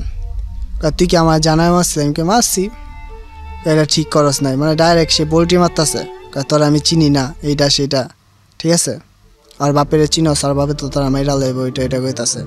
এখানে যদি ভাগ্যতে থাকে মরণ তাহলে মরমু, বেদ্যপের মতন কথাবার্তা বলতেছ। 2 দিন পর আমার বসের কাছে খবর আইসে আমি মিলে এগুলো করি, ঠিক আছে। আয়সা বলছে ওই যে আমাদের বন্ধুদের ভিতরে একজন আয়সা বলছে হাসান এগুলো করে। আমি যখন মগবাজার গেছি পিয়ার মত আনতে, তখনই আয়সা বলছে এগুলো। তো এমন টাইমে আমি যখন পিয়াসির থেকে মগবাজার পিয়াসির থেকে যখন আমি মত নিই, ঠিক আছে, পাইটরেন্স উইস্কি পরে বিয়ার এগুলো আমি 2টা ব্যাগে করে, ঠিক আছে, গাড়ি আসলে আলাদা, ওই গাড়ির ভিতর নিতাম। তো পিছন দিয়ে আমার সে ডিভিশন পিছন দিয়ে আসেন আমাকে দেখতেছে, ফ্ল করতেছে, এটা তো আমি জানি না। 2 গাড়ি পুরো আমার আটকা ফেলাইলো, পুরো গেরো দেওয়ার পরে ডিবি নামাইলো, আমার নামলাম, বলে এটা কি? আমি বিয়ার। ডিবি ব্যবসা করেছে? আমি না। কাগজপত্র আছে? অবশ্যই আছে, দেখাইলাম। তারপর সে আমাকে মারছে, অনেকগুলা লাঠি দিয়ে বাড়ি মারছে, থাপ্পড় দিছে, অনেক অনেক অত্যাচার করছে। তা আমি বলছি আমার বসের সাথে কথা বলেন আপনি। বলে না, তোর বসের সাথে কথা বলবো না, তোরে ডাইরেক্ট থানায় লয়ে যাবো। আমি থানায় তো নিবেন অবশ্যই, অন্যায় আমি অন্যায় করছি, আমি জানি এটা অন্যায় করছি, কিন্তু কাগজপত্র তো আছে, যেখানে কাগজপত্র আছে ওখানে আপনি আমার বসের সাথে কথা বলেন। তা আমারও সে ফোন দিতে দিব না, আবার সেও নিজেও ফোন দিব না। সাইডে একটা লোক যেতেছে, আমি বলছি মামা একটা দাঁড়ান, আমি ফোন দিব। তো সে দিব না, আমি দিমু, আপনি যত মারতে মনে চাই মারেন আপনি, ঠিক আছে, আমি দিব। পরে বসরে ফোন দিলাম, সে আবার ওই যে নমনা থানার ওসির সাথে ভালো খাতির আসলো, বন্দুক তো আসলো তার। তো আমার অনেক মাইদুর করছে, মারার পরে বসে আসলো, আসার পরে কয় কী হয়েছে? তো বসের সাথে তারা মানে কথা আছে, তুই তো এগুলো ব্যবহার করতেছে। তো বসে বললো আমাকে চিনস তুই? না। পরে ওই ওসিরে ফোন দিল, ফোন দেওয়া বললো এমন এমন দোষ দেখতো, ওরে চিনস তুই? পরে বললো স্যার আমি এটা। পরে স্যারের সরি বললো, পরে আমার আদর করলো, পরে পাঠিয়ে দিছে। পরে যাওয়ার পরে তো স্যার আমার সমানে বক্তাছে, তোর নামে খালি ব্যাড নিউজ আইতাছে, আজকে একটা ব্যাড নিউজ আইছে, এটা তুই এখান থেকে যাবি গা, ওইটা বলতেছে, আমার অনেক কিছু বলতেছে। তাই আমি কষ্ট পাইছি, আমি চিন্তা করতেছি এখানে থাকতামই না। 2 দিন পরে ওই মেয়েটা আসছে, যে মেয়েটা আমাকে লাভ করতো, একা খালি রুমে, ঠিক আছে। আমি বুঝতে পারিনি, কলিং বেল টিপ দিচ্ছে, আমি খুলছি, ভিতর ঢুকে আসছে। আমি বাইরেও তুমি, আমি বাইরে এসে বলছি। পরে আমি চিলাচিলি করো তুমি যদি আমাকে লাভ যদি না করো।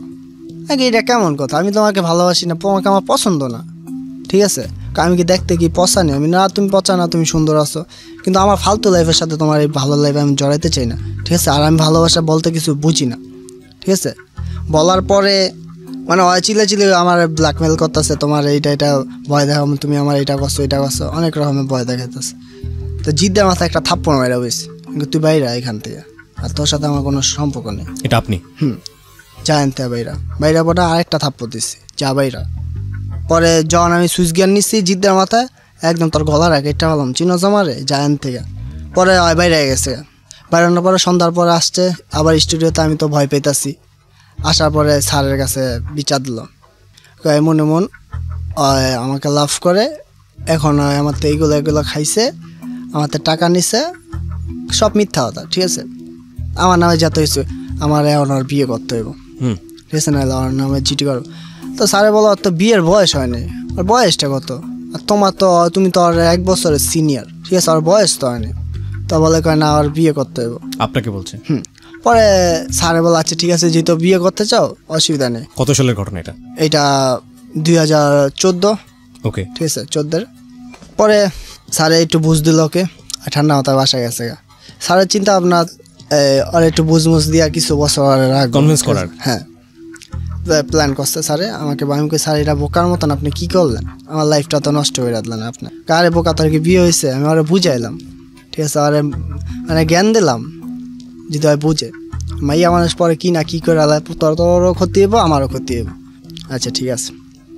তো যাইতো আল্লাহ কথা বলতাম, করতাম, মানে আমার সাথে অনেক কিছু করতে যেত, আমি চান্স দিতাম না, কারণ আমি জানি একটা কিছু না কিছু করবোই, ঠিক আছে, চান্স দিতাম না। পরে মাঝখান দিয়া ওকে বললাম দেখো তুমি সে এইভাবে আসো, আমার স্যারে তো রাগ করে, তো তুমি আসো না, তোমার সাথে বাইরে দেখা করবো। আচ্ছা ঠিক আছে, বাইরে দেখা করবো। পরে ওর সাথে ঘুরতে গেছি বেলি রোডে, এর ভিতরে ওই ছেলের বাবা আমার দইরা ফলাইছে, দইরা আমার কলার দইরা আমার গাড়িতে উঠাইলো, উঠলাম, নিয়ে গেল আমারে যেই ছাদে মাছ ওই ছাদে নিয়ে গেল। আমার ছেলে তো তুই মারছিলি, না আমি মারিনি, কে তুই মারছিলি এই কথা বলে সেও আমার একটা বাড়ি মারছে হকি স্টিক দিয়ে। বাড়ি মারার পরে আমার মাথা এখনও ফাটা আছে, হালকা একটু ফাটে আছে। ফাটার পরে তো আমি ওখানে অজ্ঞান, পরে সে ওখান থেকে গেছে আমার ওখানে ফালাতে। কিছুক্ষণ পরে ওই বন্ধুরা জানছে আমার নিয়ে গেছে, সবাই আইসে, যাওয়ার পরে তাই আমি পরে ওই মামার ফোন দিয়েছি, মামা ডাইরেক্ট পোল্ট্রি আমার লাগে, আমার চিনে না, যেটা আমার চিনে অসুবিধা কি, আমার সে চিনেই না। তুমি কে? আমি ফোন দিচ্ছি, তুমি কে? আমি হাসান। কোন হাসান? আমি তো তোমার চিনি না। আমি যার জন্য নাকি এত কিছু করলাম, যার জন্য আমি দৌড়াই, সে ফোন দিলে দৌড়া কুত্তার মতন যাই, সে আমাকে চেনে না। ঠিক আছে, অসুবিধা কি, না চিনলে কিছু করার নেই। আচ্ছা মামা, আমাকে চিনার দরকার নেই আপনার। পরে সেদিনকার রাত্রে আমার প্ল্যান, আমার যেহেতু আমার মারছে, আমিও তারে মারবো। আচ্ছা, আর বাবারে আমি মারবো, কারণ আমার এনে থাকার কোনো প্রয়োজন মনে, আমার এলাকা আছে, আমার একটা জিনিস বুঝতে পারছি যে আপনার এই জীবনে মারামারি ধরাধরি ছাড়া আর কিছু ছিল না। পরে ওই তাকে রাস্তার ভিতরে, ঠিক আছে, 5টা বন্ধু মিলা এই ছোট ছোট চাকু আসলো, ওগুলা দিয়ে তাকে অনেক মারলাম, রাস্তার ওপেন রাস্তার ভিতরে, কেউ ভয় আসে না, আবি না কেউ, মুখোশ বেঁধা নিছি, আবি না কেউ, ওরা মারলাম। পরে ওরা মারলাম, ওখান থেকে মারানোর পরে আমার ব্যাগ মুখ নিয়ে জামা কাপড় নিয়ে স্যারে বললাম আমি এখানে থাকবো না, আমি এখান থেকে চলে গেলাম। কেন আমি থাকবো না? মানে স্টুডিও ছেড়ে দিলেন? হ্যাঁ, ওখান থেকে ডাইরেক্ট আমার এরিয়া পঞ্চবটি চাঁদনি হাউজিং, ওই জায়গাতে আমার ছোটোবেলার কিছু কিছু বন্ধু আছে, যখন আওয়া যাওয়া করতাম বন্ধু হয়েছে, ওখানে থাকলাম। চিন্তা করলাম এখানে তো আমার লাইফ করতে হবে, আর যতই অকারেন্স করছি, কারণ সবাই এখানে ভালো জানে আমাকে, ঠিক আছে। এই জায়গায় আসার পরে একটা মেয়ে আমার অনেক ভালো লাগতো, ছোটোবেলা থেকে অনেক আস্তে যাইতাম, আমার অনেক ভালো লাগতো। মেয়েটার নাম হচ্ছে রিয়া, ঠিক আছে, ওকে অনেক ভালো লাগতো। তো একদিন ঘুরি উড়াইতেছি, এমন টাইমে দেখি কি মানে ওই ছাদে, ঠিক আছে, আমার ঘুড়ির সুতারা শুলে লাগছে, সিরা ফেলাইছে। তা আমি আবার জিতে গেছি, তুমি সিল্লা কেন, এটা বলে, আর আম্মু বলে হয়তো সিরা নেই, আমি হয়তো ছিস, আপনি মিথ্যা কথা বলেন কে। ওই জায়গাটা পরিচয় হয়েছে আমার। স্কুলে যাইতে হওয়ার জন্য খালি বৈশা থাকতাম, অনেক ভালো লাগতো, আরে বৈশা থাকতাম। আবার নাইট করে, কাজের থেকে নাইট কাজ করে। জানতো আপনার সম্পর্কে? না জানতো না, কিছুই জানতো না। জানতো ভালো ভালো ফ্যামিলির একটা ছেলে, সবই জানতো, কিন্তু আমার ব্যাড নিউজ কেউ জানতো না, ঠিক আছে। এই আজকে আমি বলতাছি এখানে। পরে ওর জন্য বৈশা থাকতাম প্রত্যেক দিন, আসলে ওকে আমি ছোটো ভাই ডিরে দিয়ে পাঠাইলাম, ভাই যা এমন এমন যা অফার দে। তো এক সময় রাজি হয়ে গেল, হয়েছে, মেয়েটা রাজি হয়ে গেল, রাজি হয়ে গেছে। বিরতি নিব। আর একটি প্রিয় শ্রোতা, আপনারা শুনছেন সিক্রেটস। আজকে এখানে হাসান কনফেস করছে, এবং হাসানকে দেখতে চাইলে চলে আসতে পারেন আমার ফেসবুক পেজে www.facebook.com/ilovedhakafm। এছাড়া আমার নিজের পেজটি তো আসতে পারেন www.facebook.com/kibria.rj, KEBRIA.RJ, পেজটি RJ Kibria নামে আছেন। Please like this page. এছাড়া চলে আসতে পারেন আমাদের ইউটিউব চ্যানেলটিতে, ওখান থেকে আপনারা ডাউনলোড করতে পারবেন আমাদের পুরো অনুষ্ঠানটি। আমাদের ইউটিউবের ঠিকানা www.youtube.com/dfm904। আমি আবারও বলছি, youtube.com/dfm904। প্লিজ সাবস্ক্রাইব করতে ভুলবেন না। ছোট্ট একটা বিরতি এই নাম্বারে। জি, যেখানটায় আমরা ছিলাম, বলুন। তো ওকে পোস্ট করলাম, হ্যাঁ রাজি হয়ে গেল। রাজি হওয়ার পরে চিন্তা ভাবনা করলাম আর এইগুলো করবো না, যেগুলো করছি বাদ দিলাম, আর করবো না। আর যেহেতু এখানে আমার থাকতে হবে, আর বন্ধু বান্ধব বানাবো, আমার মতন আমার থাকবো, কিন্তু কারোকে কোনো মাইর করবো না। তারপরেও মানে স্বভাবটা পাল্টায়নি, ঠিক আছে। আজকে কেউ কিছু হলে আমাকে ফোন দেয়, ভাইয়া এমন এমন আসেন, যাই ওখানে, যাওয়ার পরে তাকে বাঁচাই এমন চলতেছিল। জি। তা আমার বন্ধুদের ভিতরে আমার বেস্ট ফ্রেন্ড যারা, মানে ছোটোবেলার বন্ধু, নাম সাজিদ, ফাহিম, লিমন, সুমন, তুইন, টিটু, ফাল্লু, তারাই থাকে আমার সাথে অল টাইম, ঠিক আছে। হাসান। তা আমার 2টা বড় ভাই আছে, নাম হয়েছে যে শামিম, পরে সজীব, তারাই আমার বড় ভাইয়া, তারা অল টাইম আমার সাথে থাকে। তো এলাকাটার ভিতরে মানে এখন আমার যে অবস্থাটা, সবাই আমাকে শ্রদ্ধা করে, ঠিক আছে। ওই ছোটোখাটো মারামারি করি, ওইটা করি, আরে এর কিছু হলে তাকে বাঁচাই, তার কোনো সমস্যা হলে তার সবাই দরকার হলে টাকা দিয়ে না পারি, মানে জীবনটা দিয়ে করি, ঠিক আছে। টাকা দিয়ে না পারলে জীবনটা দিয়ে করি, যাই কী হয়েছে ভাই, এমন এমন। যদি তার হাজব্যান্ড ওয়াইফ যদি ঝগড়া করে ওইটাও বিচার নিয়ে আসে আমার কাছে। মানে সবাই আমাকে অনেক আদর করে, ঠিক আছে, আর সবাই একটু মানে আমাকে। আচ্ছা, ওই গার্লফ্রেন্ডে রাজি হলো, তো ওর সাথে কথা বলতাম, খালি দূরের থেকে দেখতাম, ওকে সামনে যেতে পারতাম না, দূরের থেকে দেখতাম। কাজের থেকে এসে সারাদিন ওর জন্য বসে থাকতাম, রাত্রে কাজ করতাম, দিনে ওর জন্য বসে থাকতাম, সারাটা দিন 2-3 ঘন্টা ঘুমায় সারাদিন ওর জন্য বসে থাকতাম। তো যে জায়গায় আড্ডা মারতাম ওইটা একটা বালুর মাঠ ছিল, তো ওই জায়গায় ওদের বাড়ির সাথে। এক পর্যায়ে মানে ওর মাকে আমি পটায় ফেলাইলাম, ঠিক আছে, আর মাকে পটায় ফেলাইলাম, তো কারণ ওর মাকে তো আমার পটাইতে হবে। ইন দ্য মিন টাইম কি আপনার বাড়ির সঙ্গে কোনো যোগাযোগ নেই? হ্যাঁ, বাড়ির সাথে, আমি বাড়িতেই থাকি। আমার বাড়িতে বলতে গেলে কি আপনার আমার আপন আম্মুর সাথে। ও, তখন আপনার ওই যে পালক মা সেখানে থাকেন না? তখন থাকি না, আপন মায়ের এখানে চলে সব আসছে। সাইডে আমার আম্মুর কাছে গেছি। কারণ তখন জায়গা দিয়েছে আপনাকে? হ্যাঁ, জায়গা দিছে। আচ্ছা, কারণ সে তো আমার ব্যাড নিউজ জানে না কিছু, আচ্ছা, সে জানে আমি ভালো কাজ করি এটার। ওকে। পরে রাজি হইলো ওই মেয়ের মায়, রিয়া, তার মায় রাজি হইলো, তাকে পটাইলাম। সে আমাদের বাসায় যেত, আমার আম্মুর সাথে কথা বলতো, ফাইজলাইন করতো। তো ওই টাইমটা আমি ওকে দেখতে পারতাম, মাঝে মাঝে যাইতো আমার বাসায়, তখন ওকে দেখতে পারতাম, এছাড়া আমি ওকে দেখতে পারতাম না। সব মিলে আমি অলরেডি 4 বছরের মতন সম্পর্ক ছিল, রিয়েল লাভ যেটা। যখন আমার 1 বছর হয়ে যায় লাভটা, তখন মানে মাঝখান দিয়ে একটা ছোট ভাই প্যাস লাগা দেয় না, আমার যেটা ছোট ভাই লগেই থাকে অল টাইম, ওই প্যাস লাগা দেয়। লাগানোর পরে তো আমার মানে আমি যেগুলো বলি ওগুলো আবার ওর কাছে বলে, মানে ভালো কথা বললে খারাপ কিছু বলে। আমি যদি বলি এমন এমন এইটা করছি, হয় বলে একটা উল্টাটা বলে, এমন কথা তো পুরো প্যাস লাগা দিল। তো মাঝখান দিয়ে আমার সাথে কোনো কথা বলে না, কিরে কথা বলে না কে, কিন্তু ওরা সব কিছু দিতাম, যেটা চাইতো ওইটা দিতাম, ঠিক আছে। ওই জন্য সব কিছু করতাম, আরে মানে 5 ওয়াক্ত নামাজ পড়তাম, সব কিছু করতাম, ঠিক আছে, পুরো ভালো হয়ে গেছি।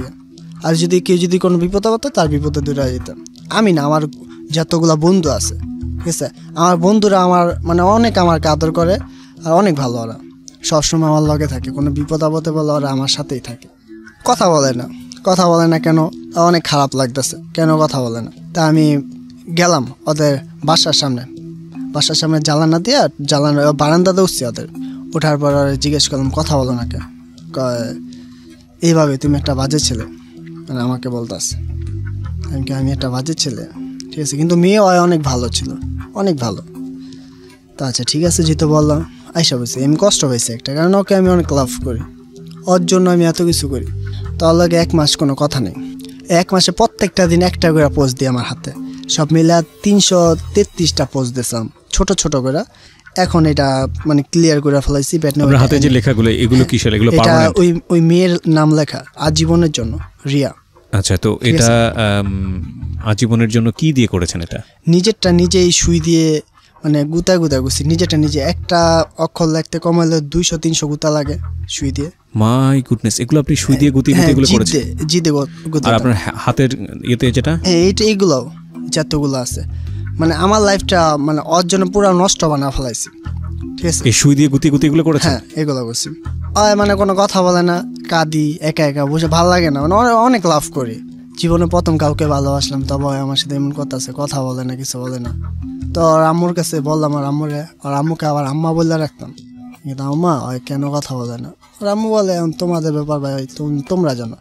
এমনও সময় গেছে ওর সাথে কথা বলতাম, মানে রাত্রে কথা বলতাম, ওই কথা বলতে বলতে ঘুমায় যেতাম, কিন্তু আমাদের ফোন চলতো, বুঝতে পেরেছি, অবস্থায়, ঠিক আছে। এমন দিন গেছে, অনেক টাকা নষ্ট করতাম আমার পিছিয়ে, আর ওকে অনেক লাভ করতাম। যেহেতু আমার কষ্টটা বুঝলো না, ওই যে আবার আগের জায়গায় গেছি, মানে ওই জায়গার ভিতরেই ওই রাজনীতি এটা। তো কিন্তু ওগুলা করতাম না, মানুষের বিপদ আপদে থাকতাম, ঠিক আছে। আজকে এমন বিপদ বসে তার পিছিয়ে থাকতাম।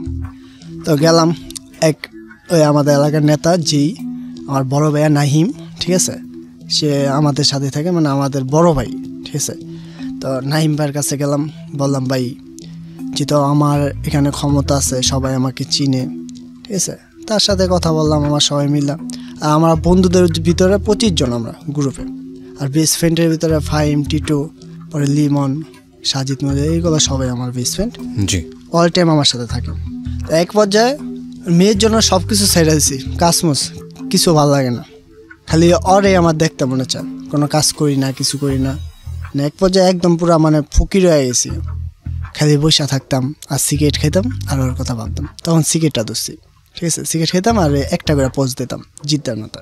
পরে 1 মাস পর ও যখন আমার সাথে কথা বললো হাইদা ফোন দিছে আমাকে রাইতে, কয় তুমি কোথায় আছো, বাসায়। কয় তুমি বিলে কান্দো আমার জন্য, এটা ও জানতে পারছে। তাই বলে হ্যাঁ। পরে বলার পরে আচ্ছা ঠিক আছে। তো আবার কথা বল, জানি না ওর মনের ভিতরে কী ছিল, ঠিক আছে, কিন্তু ওকে অনেক লাভ করতাম আর ওকে অনেক বিশ্বাস করতাম, ঠিক আছে।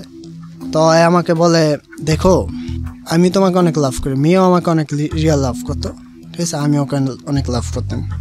বলে দেখো তোমার সাথে লাভ করতে পারবো কিন্তু তোমাকে বিয়ে করতে পারবো না। কেন বিয়ে করতে পারবো না কেন? বিয়ে করতে পারবো না। আচ্ছা ঠিক আছে, যেতে করতে পারবো না, সমস্যা কি? তো লাভ করলাম না এখানে, কেনটা দিচ্ছে, তখন আমার খারাপ লাগলো। তো ওই যে ওই ছোটো ভাইটা সেন প্যাঁচ লাগে, তো এটা তো আমি জানতাম না, ভিতর দিয়ে প্যাঁচ লাগে। তো যখন ওই মেয়ের জন্য অনেক ছেলেদের মারছি, যে ওকে ডিস্টার্ব করতো ওকে মারতাম। তাও কি মার দিতাম, ওই পাও হাতটা বাইরে ফুলা ফলাইতাম, ঠিক আছে। এমন করতে করতে একসময় কি পুরা এরিয়াটা আমাকে ভয় পায়, এখনও ভয় পায়, ঠিক আছে। এখন এগুলো করি না, ভয় পায়। এরে মারতাম। সব বন্ধুর বাপ মা বলে এই ছেলেটার সাথে থাকিস না, খারাপ এটা। কিন্তু যেই আমার সাথে মিশতো সে আমাকে বুঝতো আমার মনটা কেমন, আমি কেমন টাইপের ছেলে, ঠিক আছে। ওর সাথে থাকিস না, ওইটা করিস না। এক সময় মানে কোনো বন্ধু সবাই মানে যখন আমি মানুষদের মারধর করতাম, এই ছেলের ধরে লইতাম, ওরা ধরে লইতাম শুধু কারণে, ঠিক আছে। ওই ডিস্টার্ব করতো আমার কথা, আমি ক্ষমতা বাড়াম, আমার নাম হইব, ওইটা হইব, মানে এগুলো আজে বাজে। পরে সবাই আমার সাথে কথা বলে না, তাই আমি বলি বন্ধু তোরা কথা কস না, তোর সাথে চলতাম না, ঠিক আছে, চলবি না, অসুবিধা কি। তখন কাজে লাগলাম, ইলেকট্রিকের কাজে লাগলাম নতুন। তো অনেক কাজ করতেছি, আমি নিজের মতন নিজে চলতেছি। এমন টাইমে ওই বন্ধুরা আবার সবাই আসছে, আসার পরে কয় যেটা গেছে গা, এখন আমরা তো বন্ধু, আমরা সবসময় মিলে থাকতাম, কিন্তু এইগুলো বাদ দে। আর তুই যেগুলো করস এলাকার সবাই ভয় পায়, ঠিক আছে। এখন মনে কর তোর সবাই ভয় পায়, ঠিক আছে। তুই যেটা যারই ধরস তার মাথা ফাটা ফেলাস, এটা করস, মানে আমার প্রচণ্ড সাহস। তো ওই যে আমার বড় ভাই নাহিম ভাইরে আটকাইছিল অন্য সাইডের ছেলেরা, তো ওখানে গেছি, তাকে বাঁচায় নিয়ে আসলাম। যে অনেক মারধর করছে ওই ছেলেদের, ওদের এরিয়ার ভিতরে মারধর করে তাকে বাঁচায় নিয়ে আসলাম। তো এইগুলো চলতেছে। চলার পরে ওই মেয়ে তো মনে করেন আমার সাথে কথা বলেই না, বলছে কথা বলবো না, ঠিক আছে, আবার বলছে কথা বলবো না, ঠিক আছে, কথা যেতে বলবো না, অসুবিধা নেই, মানে কোনো কিছুই চলে না। কিন্তু কেন কথা বলেন না এইটাই আমি জানতে চাই, কেন আমার সাথে কথা বলেন? হয়তো জানে ওকে আমি রিয়েল লাভ করি, ঠিক আছে, তবু আমার সাথে কথা বলো না। আস্তে আস্তে কি এই মেয়ের লেগা মনে করেন মানে মাথায় যেটা আসে, যে অল টাইম জিত থাকে, যেই একটা ভালো কথা বলে তারই মারি। আস্তে আস্তে মানে ডেঞ্জারাস খারাপ হয়ে গেছে। রাজনীতি এর মিটিং মিছিলে তো বলাবাদ পাঠাই, ঠিক আছে, এই চিনে মানে অনেক দুশ্মন হয়ে গেছে, দুশ্মনের কোনো শেষ নেই, অনেক দুশ্মন মানে ফেলাইছি। একসময় আমার বাসায়ও লোক জায়গা মানে আমার মারার জন্য, কিন্তু খুঁজে পায় না, প্রচণ্ড দুশ্মন বানিয়েছে। কিন্তু আজ পর্যন্ত খালি ওই জায়গায় মাইরটা খেয়েছিলাম, এছাড়া কোনো জায়গায় মাইর খাইনি আমি। তো অনেক দুশ্মন হয়ে যায়, হওয়ার পরে তো আমি যেহেতু এগুলো ছাইড়া দিয়েছিলাম, যেহেতু আবার করতে হইলো, তো করবো ভালো মতন, যেহেতু আমার এটা স্থান, এখানে আমার থাকতে হবে, হয়তো বা নিচে পড়ে যেমন এলো উপরে উঠবো, দুইটাতে একটাই। তো চিন্তা করলাম এখানে রাজনীতি করবো। তো সবাই মিলে বন্ধু বান্ধব সবাইকে ডাক দিলাম, ঠিক আছে। আমার বেস্ট ফ্রেন্ড টিটু, ফাহিম, ওরা সবাই আসলো। আসার পরে সবার লাগে কথা মতা কইলাম, বন্ধু মনে মনে আমরা রাজনীতিতে জড়ে চল, কারণ সবাই আমাদের এক নামে চিনে, মানে আমাকে এক নামে চিনে, ওই পঞ্চবটি চাঁদনি হাউজিং এরিয়াটার ভিতরে। আচ্ছা, হালিম এক নামে, হালিম নামে চিনে ওই জায়গায়। আর নতুন একটা পলা আমার সাথে পরিচয় হয়েছে, পরিচয় হওয়ার পর লাগে সেদিনকে ফার্স্ট আমার পরিচয়। এবার তো পলা ধরে মারি, ঠিক আছে, আর সবাই মনে করেন আমার সাথে কথা বলতেও ভয় পায়, মানে এতটা খারাপ হয়ে গেছে আমরা। পরে ওই ছেলে আমার মোবাইলটা নিয়ে গেছে, ওই মোবাইলটার ভিতরে মেমোরির ভিতরে আমার গার্লফ্রেন্ডের ছবি ছিল, মোবাইলটা নিয়ে গেছে চুরি করে। তো চুরি করে নেওয়ার পরে তা আমার তো সন্দেহ হয়েছে অয় নিছে, কারণ ওই আমার সাথে বসা আসলো, ঠিক আছে, এখানে মোবাইলটা বস। তো অয় যেখানে সিগারেটটা খেয়া ফালাইছে ওই জায়গায় আমার আলগা একটা সিম লাগানো আসলো মোবাইলের ভিতরে, ঠিক আছে। তো ওই যখন মোবাইল তো বন্ধ করতে পারে না, ওই ব্যাটারিটা খুলছে, তখন ওই সিমটা ওখানেই বস, যেখানে ওই সিগারেটটা খেয়া ফালাইছে। খুঁজতেছি দেখি ওখানে সিমটা, আমি এইখানে সিমটা আসলো, তুই তো এইমাত্র কিছুক্ষণ আগে সিগারেটটা খেয়ে এখানে ফালাই, তা তুই নিস? হয়তো বলে না আমি নেই এটা। আচ্ছা ঠিক আছে, নেস নেই। ওরা বাসায় গেছে, যার মতন বাসায় গেছে। পরের দিন মানে চিন্তা করলাম ওরে দিই, কিছু কয়নি, ওকে নিয়ে আসলাম, তুই আমার মেমোরিটা দিয়া দে, বললাম ভাইয়া তুমি মেমোরিটা দিয়া দে আর তুমি মোবাইলটা নিয়ে যাবে, কোনো সমস্যা নেই। তারপরে মিথ্যা কথা বলে, এমনিও মাথা গরম। কে মিথ্যা কথা বলছে? ওই ছেলেটা যেটা মোবাইলটা আমার চুরি করছে। ওকে। পরে আমাদের ওখানে একটা পুকুর আসলো, পুকুর সাইডে নিয়ে গেলাম, নেওয়ার পরে ওকে প্রথম বাঁধ দিলাম। বাঁধ দেওয়ার পরে ভাইয়া মানে জীবনে ভুলবো না এমন মাইর দিছে ওকে। আর এই পাওয়াটা বাম পাওয়াটা তেরা বানা ফেলাইছি বাইরে, ঠিক আছে, মুখ আটকে আর ইচ্ছা মতন বাইরেছি, পাওয়াটা তেরা বানা ফেলাইছি। কিছু আমার মোবাইল দিয়ে নাহলে মেমোরিতে, আমার মোবাইল মেমোরিটা দিয়ে তো পায়ে ধরি, তারপরে আমি মিথ্যা কথা বলে। পরে ওরা অনেক মাইর করলাম আর মাথা ফাটায় ফেলাইলাম আর এই আঙ্গুলের এই জায়গায় পৌঁছাইছি, ঠিক আছে। আমি একে আমার বন্ধুরা সব দাঁড়ায় আসলো আর সবাই বলতেছে মারিস না মারিস না, অনেক মারছে ওরে। মারার পরে আরে বললাম তুই কী কাজ করস? কয় আমি মাটি কিটটা খাই, ঠিক আছে। ওর উপরে পুরো ফ্যামিলিটা চলে। তো ওরা আরও অনেক মারলাম, মারার পরে বস্তায় কইরা বাইন্দা বস্তার ভিতরে ঢুকাইয়া বাইন্দা ওরা পুকুরের পাড়ে ফালা থুয়া দিছে। পরে বাসায় গেছি, বাসাতে আবার জিদ্দের মাথা আসছে আর আবার মারবো। ছুটাইলাম ওরে, ছুটানোর পরে আমি কই সত্যি করে রাখো আমার মেমোরিটা দিয়া দে, তুই মিথ্যা কথা বলতেছ কারণ তুই নিস, আমি জানি। ওই মানে ভয় পেতেছে যদি বলে তাহলে আরও মাইর দেবো ওরে, কারণ ওই নিছে শিওর আমি। পরে আমি মাপ মুপ চাইলাম, আমি ভাই যেটা হয়েছে তুই যেহেতু দিবি না, যেহেতু তোর উপরে ওকে ভাই আমার উপরে পুরো ফ্যামিলিটা চলে, আমার বাবার অনেক বয়স্ক, তো ভাই আর মাইরেন না, আমার অবস্থা অনেক খাবার কামতা সারা কইতাস।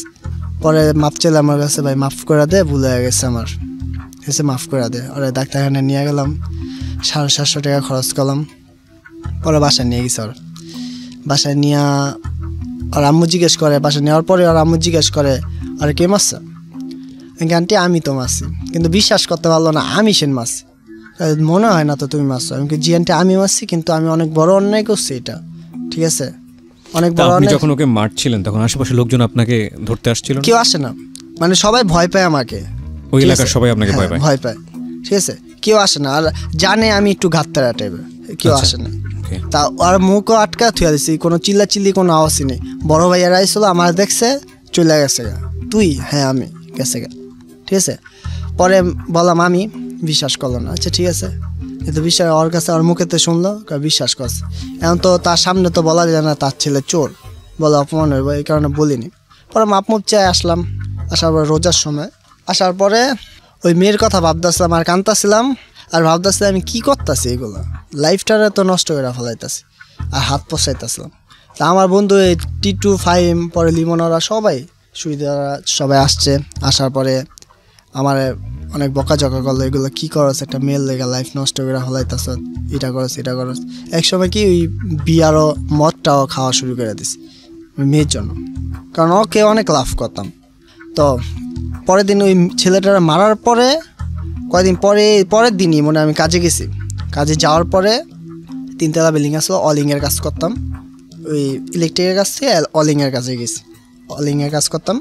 তো ওই কাজ করতে গেছি, এমন টাইমে গার্লফ্রেন্ডটা ফোন দিছে, ফোন দিয়ে এক কথা দুই কথা ঝগড়া লেগে আছে আমার লাগে, কিন্তু আমি ওই জায়গাতে লাভটা দিতে চাইনি, ঝগড়া লেগে আছে লাভটা দিতে চাইনি। ওই জায়গাতে কীভাবে সেন পড়ে গেলাম আমি নিজেও জানি না, একদম 3তলার থেকে নিচে পড়ে গেছি। পড়ে যাওয়ার পরে একটা গোডাউনের ভিতরে পড়ছি। তা পড়ার পরে আমাকে তো মানে কেউ উঠায় না, কেউ দেখেনি, আধা ঘন্টা ওখানে লাভ হয়েছি। মানে মেয়েটার কথা চিন্তা করে অবস্থা? হ্যাঁ, ওখানে মেয়েটার কথা চিন্তা করতে পড়ে গেছি, ঠিক আছে, লাভ হইতেছি, কিন্তু আমাকে কেউ ধরে না। আমি তো লাভ হইতেছি আর আল্লাহ করতেছি, আল্লাহ একটা চান্স দাও, যদি বাঁচি তো আর জীবনে অন্যায় করবো না।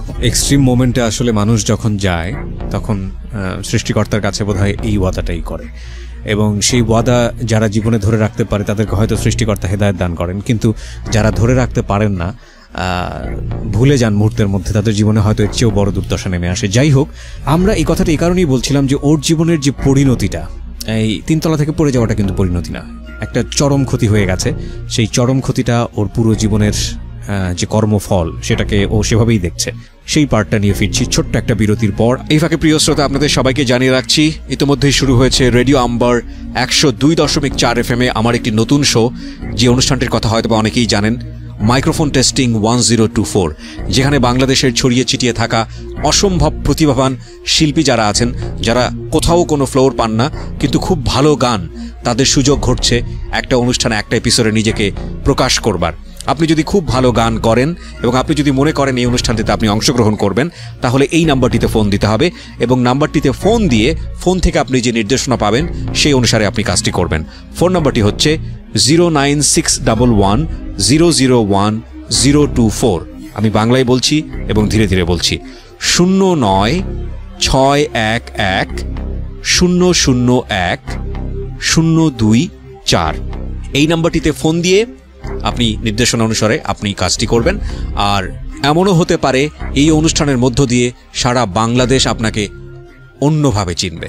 সো অপেক্ষা করছি আপনার কলে। এরপরে কি হলো? আপনি ওয়াদা করছিলেন যে তারপরে নিয়ে গেল হসপিটাল, নেওয়ার পরে চিকিৎসা করাইলো আমাকে। প্রথম বলছে পাও কেটটা ভালো, তো সবাই বলছে না পাও কাটা যাবে না, ঠিক আছে। পরে প্লাস্টার করে দিলো, প্লাস্টার করার পরে বাসায় আসলাম। যখন আমার পাওয়া অবস্থা যখন কেটে গেছে, তখন তো আমার কান্দন কে দেখে। আমি ইচ্ছা মতো আমার পুরো বাড়ি ভইরা গেছে মানুষের, মানে যত লোক আমার চিনে সবাই মনে হচ্ছে আমি মারা গেছি। সবাই দৌড়ে আসছে, আসার পরে আমার এই অবস্থা। আমি তো ভালাইতেছি আর কান্দতাছি, আমি আল্লাহ জীবনে ভুল কোনো করবো না। পরে আস্তে আস্তে যখন ঠিক হইলো, চিন্তা করলাম যেটা গেছে গা তো গেছে গা, আর কোনো সময় কোনো অকারণসি করবো না, কোনো অকারণসি করবো না, কারণ শিক্ষা একবার পেয়ে গেছি। জি, ঠিক আছে। পরে এই যেই পাওয়ার জোড়া নেয় না 8 মাস পর পাওয়া জোড়া নিচ্ছে আমার, যেটা 2 মাসে জোড়া নিয়ে দেয়, 8টা মাস পর আমার জোড়া নিচ্ছে আমার পাওয়াটা, হাড্ডি জোড়া নিচ্ছে। পরে ওই জায়গা থেকে যখন পুরোপুরি একটু ভালো হই, ভালো হওয়ার পরে ওই রিয়া তো আসছে আমার বাসায়। যখন শুনছে আমি সারিতে পড়ে গেছি, তখন আসছে। আসার পরে বলতেছে কি হয়েছে এটা। পরে কথাবার্তা চলতেছিল, তো আমি আরও বেশি কথা বলি না, আমি এইগুলো হয়েছে, বেশি কিছু হয়নি। পরে আমি চিন্তা করলাম যেহেতু আমার লাইফটা এইভাবে নষ্ট হয়ে যেতেছে গা, ঠিক আছে, তো আমি চাই না আর কোনো লাভ মুভের ভিতরে জড়াইতে। তা আমি ওকে ডাইরেক্ট বলে দিচ্ছি, দেখো যেটা গেছে গা, তো যেহেতু তুমি আমার জানা মতে তোমার সাথে কোনো সময় বিয়ে হবে না, তো লাভ করেও কোনো লাভ হবে না, ঠিক আছে, আমরা বন্ধুর মতন থাকি। কিন্তু এটা আমার ভুল হয়েছে, অনেক কষ্ট পেয়েছে আমি জানি, কিন্তু আমাকে অনেক লাভ করতো, ঠিক আছে, আমি জানি কষ্ট পাইছে। আমি ডাইরেক্ট আমার মুখের উপরে বলে দিচ্ছি, তোমাকে আমি চিনি না, তুমি কি, আমি তোমাকে চিনি না, ঠিক আছে, ডাইরেক্ট মুখের উপরে বলছি। অনেক কষ্ট পাইছে। তারপরের থেকে আর সাথে এতটা কথাবার্তা হয় না। সুস্থ হইলাম। পরে সুস্থ হওয়ার পরে ওই আগে যে দুশ্মন আসলো সব মানে বন্ধু বানায় ফেলাইছে আমি, কারণ আমি বুঝে গেছি, কারণ লাইফে যদি আরও যদি করি পরে আমার অনেক সমস্যা হয়ে যাব। পরে আমার যে দুশ্মনরা আসলো, ঠিক আছে, কারণ আমার সামনে এত দুশ্মন আমি তো জানি না, অ্যাভেলেবেল দুশ্মন। তো দুশ্মন আসলো, তো এক কথা দুই কথা আমার বাবা, ঠিক আছে, তো আমার দুশ্মনরা আমার বাবাকে আমাকে কিছু না করতে যায়, আমার বাবাকে মেরে ফেলাইছে। মানে কিভাবে হয়েছে সেটা? সে একজনের সাথে জড়িত আসলো, কিন্তু তার নাম বলবো না, ওকে, ঠিক আছে, তার নাম বলবো না আমি। আমার জানা মতো এই কথাটা আমি জানি আর আমার আম্মু জানে, এছাড়া কেউই জানে না। আজকে সবাই জানবে। হ্যাঁ, আজকে আমি বলতেছি, আমার বাবাকে ওই লোকটাই মারছে, ঠিক আছে, তার সাথে কাজ করতো, ঠিক আছে, কিন্তু তাকে প্ল্যান করা হয়েছে, এক কথা দুই কথা, মানে আমার সাথে অনেক পুরানো কাহিনী এগুলো, ঠিক আছে, পিছের অনেক কিছু হয়েছিল, এটা আমি বলতে পারি না, কিন্তু আমার বাবাকে আমার জানা মতো আমার জন্যই মার্ডার করা হয়েছে। কেন বলছেন এই কথাটা? কি বলছিল আপনার? কারণ বাবার সঙ্গে তো আপনার কোনো যোগাযোগই ছিল না। যোগাযোগ ছিল না, কিন্তু সবাই জানতো তার ছেলে, ঠিক আছে। আমার বাবা মানে সবার লাগে চলে মিশে চলতো, তার সাথে একটা লোক কাজ করতো, ঠিক আছে, তার সাথে আবার বড় বড় নেতাদের পরিচয় আসলো আপনার বাবার। হ্যাঁ, আর তার সাথে আমার একদিন ঝগড়া হয়েছিল অনেক। আপনার বাবার সঙ্গে? না, তা ওই লোকটার সাথে, মানে যার সাথে কাজ করে। আর যার কথা আপনি এখানে গোপন করছেন সে খুবই পাওয়ারফুল একজন মানুষ। আচ্ছা, কিন্তু সে প্ল্যান করে আসছে আমার বাবার সাথে কাজ করার জন্য, আমার বাবাকে মারবো।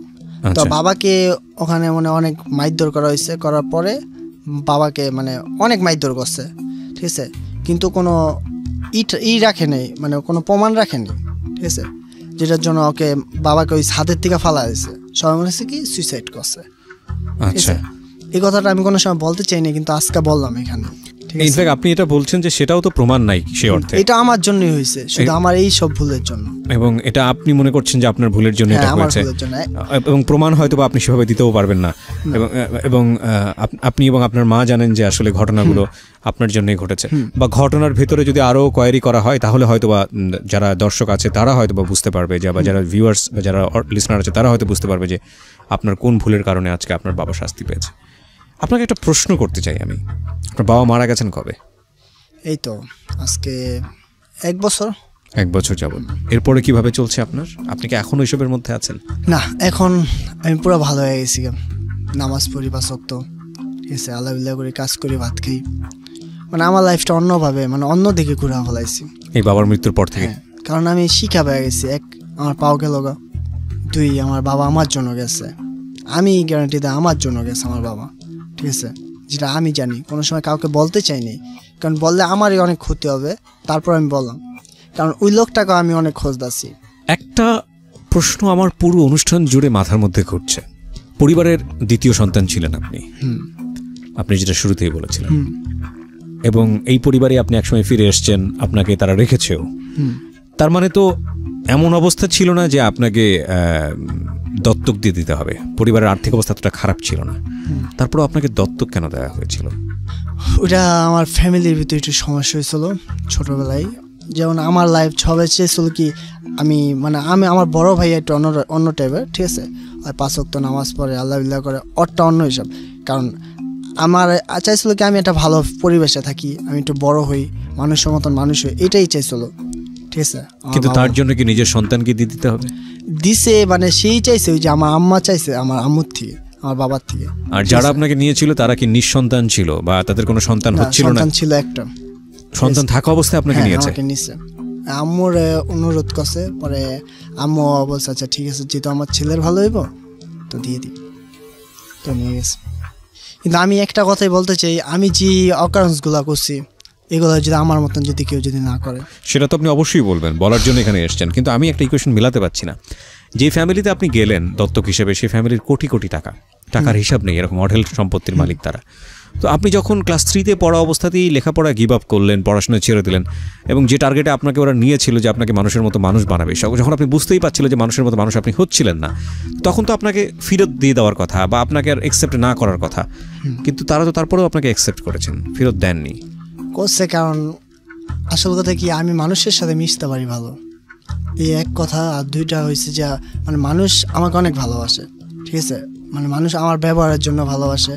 কিন্তু এই আমার এলাকা চাঁদনি হাউজিং, ওই চাঁদনি হাউজিংয়ের ভিতরে একটা লোক আমার খারাপ জানে, সবাই আমাকে আদর করে, ছোট থেকে বড় পর্যন্ত সবাই আমাকে অনেক আদর করে। এখন আপনার কিভাবে চলে? আমার দিন চলে, কাজ করি, এই 9 ঘন্টা কাজ করি, আর 9 ঘন্টা পরে কাজের পরে যে টাইমটা থাকে একটু আড্ডা মারি, পরে বাসায় থেকে। 9 ঘন্টা কি কাজ করেন আপনি? ইলেকট্রিকের কাজ করেন। কত টাকা পান মাস শেষে? মাস শেষে 10-12 হাজার টাকা পান। এই টাকা দিয়ে আপনার নিজের চলে? চলে।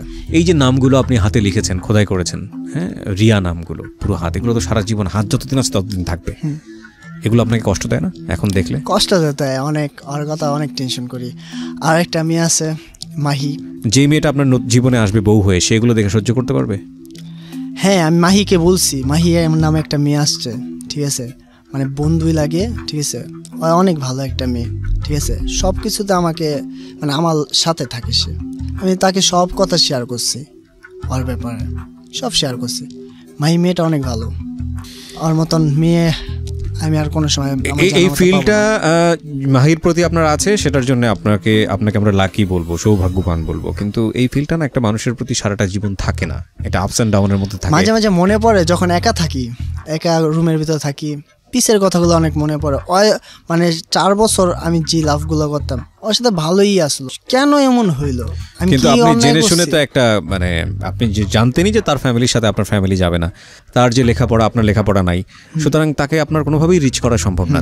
এবং আপনি যে তাকে প্রেমে ফেলেছেন সেটাও তো সে জানতো না, আপনার ব্যাকগ্রাউন্ড জানতো না, তারপরে সে আপনার প্রেমে পড়েছে। তো সুতরাং এটা কোনোভাবেই টিকবে না, এটাই স্বাভাবিক ছিল।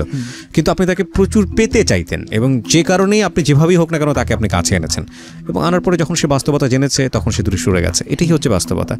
এটা একটা বড় ভুল ছিল না। কিন্তু আমার কথা হচ্ছে যে আপনার এই যে 19 বছরের জীবন, এই 19 বছরের জীবনের সবচেয়ে বিগেস্ট লস কি? হ্যাঁ, বাবা হারিয়েছেন, পৃথিবীর সবচেয়ে শ্রেষ্ঠ সম্পদের মধ্যে একটা, এটা আর কখনোই পাবেন না। এবং আপনি যদি মনে করেন যেটা আপনার ভুলের জন্য হারিয়েছেন, তাহলে এটা তো মানে এর চেয়ে কষ্টের আর কিছু নেই, এটা আমার জন্য হারিয়েছি। আর দ্বিতীয়ত যেটা, সেটা হচ্ছে যে আপনি ক্লাস 3 পড়ার পড়াশোনা করেননি, আপনার 5 এর পরে পড়াশোনা করেননি। তো কি মনে হয় আপনার জীবনের বিগেস্ট লস কি আসলে লেখাপড়াটা না?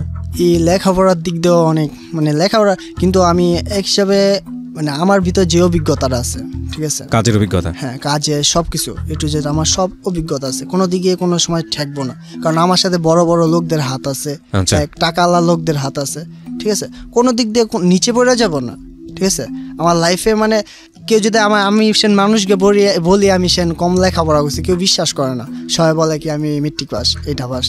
ফাইন, এটা যদি আপনার থেকে থাকে তাহলে এটা আপনার স্ট্রেংথ, এটা আপনার সামর্থ্য, আপনি সেই সামর্থ্য নিয়ে সামনের দিকে এগিয়ে যান। আমরা প্রত্যেকটা সময় অনুষ্ঠানে যে কথাটা বলি সেটা হলো প্রতিটা মানুষই সম্ভাবনাময়, বারবার বলি, বহুবার বলি, সারাটা জীবন বলবো যতদিন রেডিওতে কথা বলার সুযোগ হবে, as a RJ, as a human being হিসেবে সবসময় বলি নো ম্যান, কেউ না, যারা এই অনুষ্ঠানটা শুনছেন আমরা কেউ মহামানব না, আমাদের প্রত্যেকের জীবনে ভুল আছে, অপরাধ আছে, ইনক্লুডিং মি, আমার সহ, এবং এই ভুল এবং অপরাধ কেউ স্বীকার করে, কেউ স্বীকার করে না। আমাদের সামাজিকতার জায়গাটা থেকে আমরা মানুষকে তিরস্কার করতে ভালোবাসি, আঙ্গুল তুলতে ভালোবাসি, কিন্তু ভুলে যাই যে মানুষটি অপরাধ করেছে বা যে মানুষটি ভুল করেছে সে মানুষটির একটা ভালো কাজ করার সম্ভাবনাকে এই তিরস্কার বা তার দিকে আঙ্গুল তোলা বা তাকে কোনো না কোনোভাবে এমনভাবে একটা জায়গাতে মানে বদ্ধ করে ফেলা যাতে করে তার ভালো কাজ করার সম্ভাবনাটা নষ্ট না হয়ে যায়।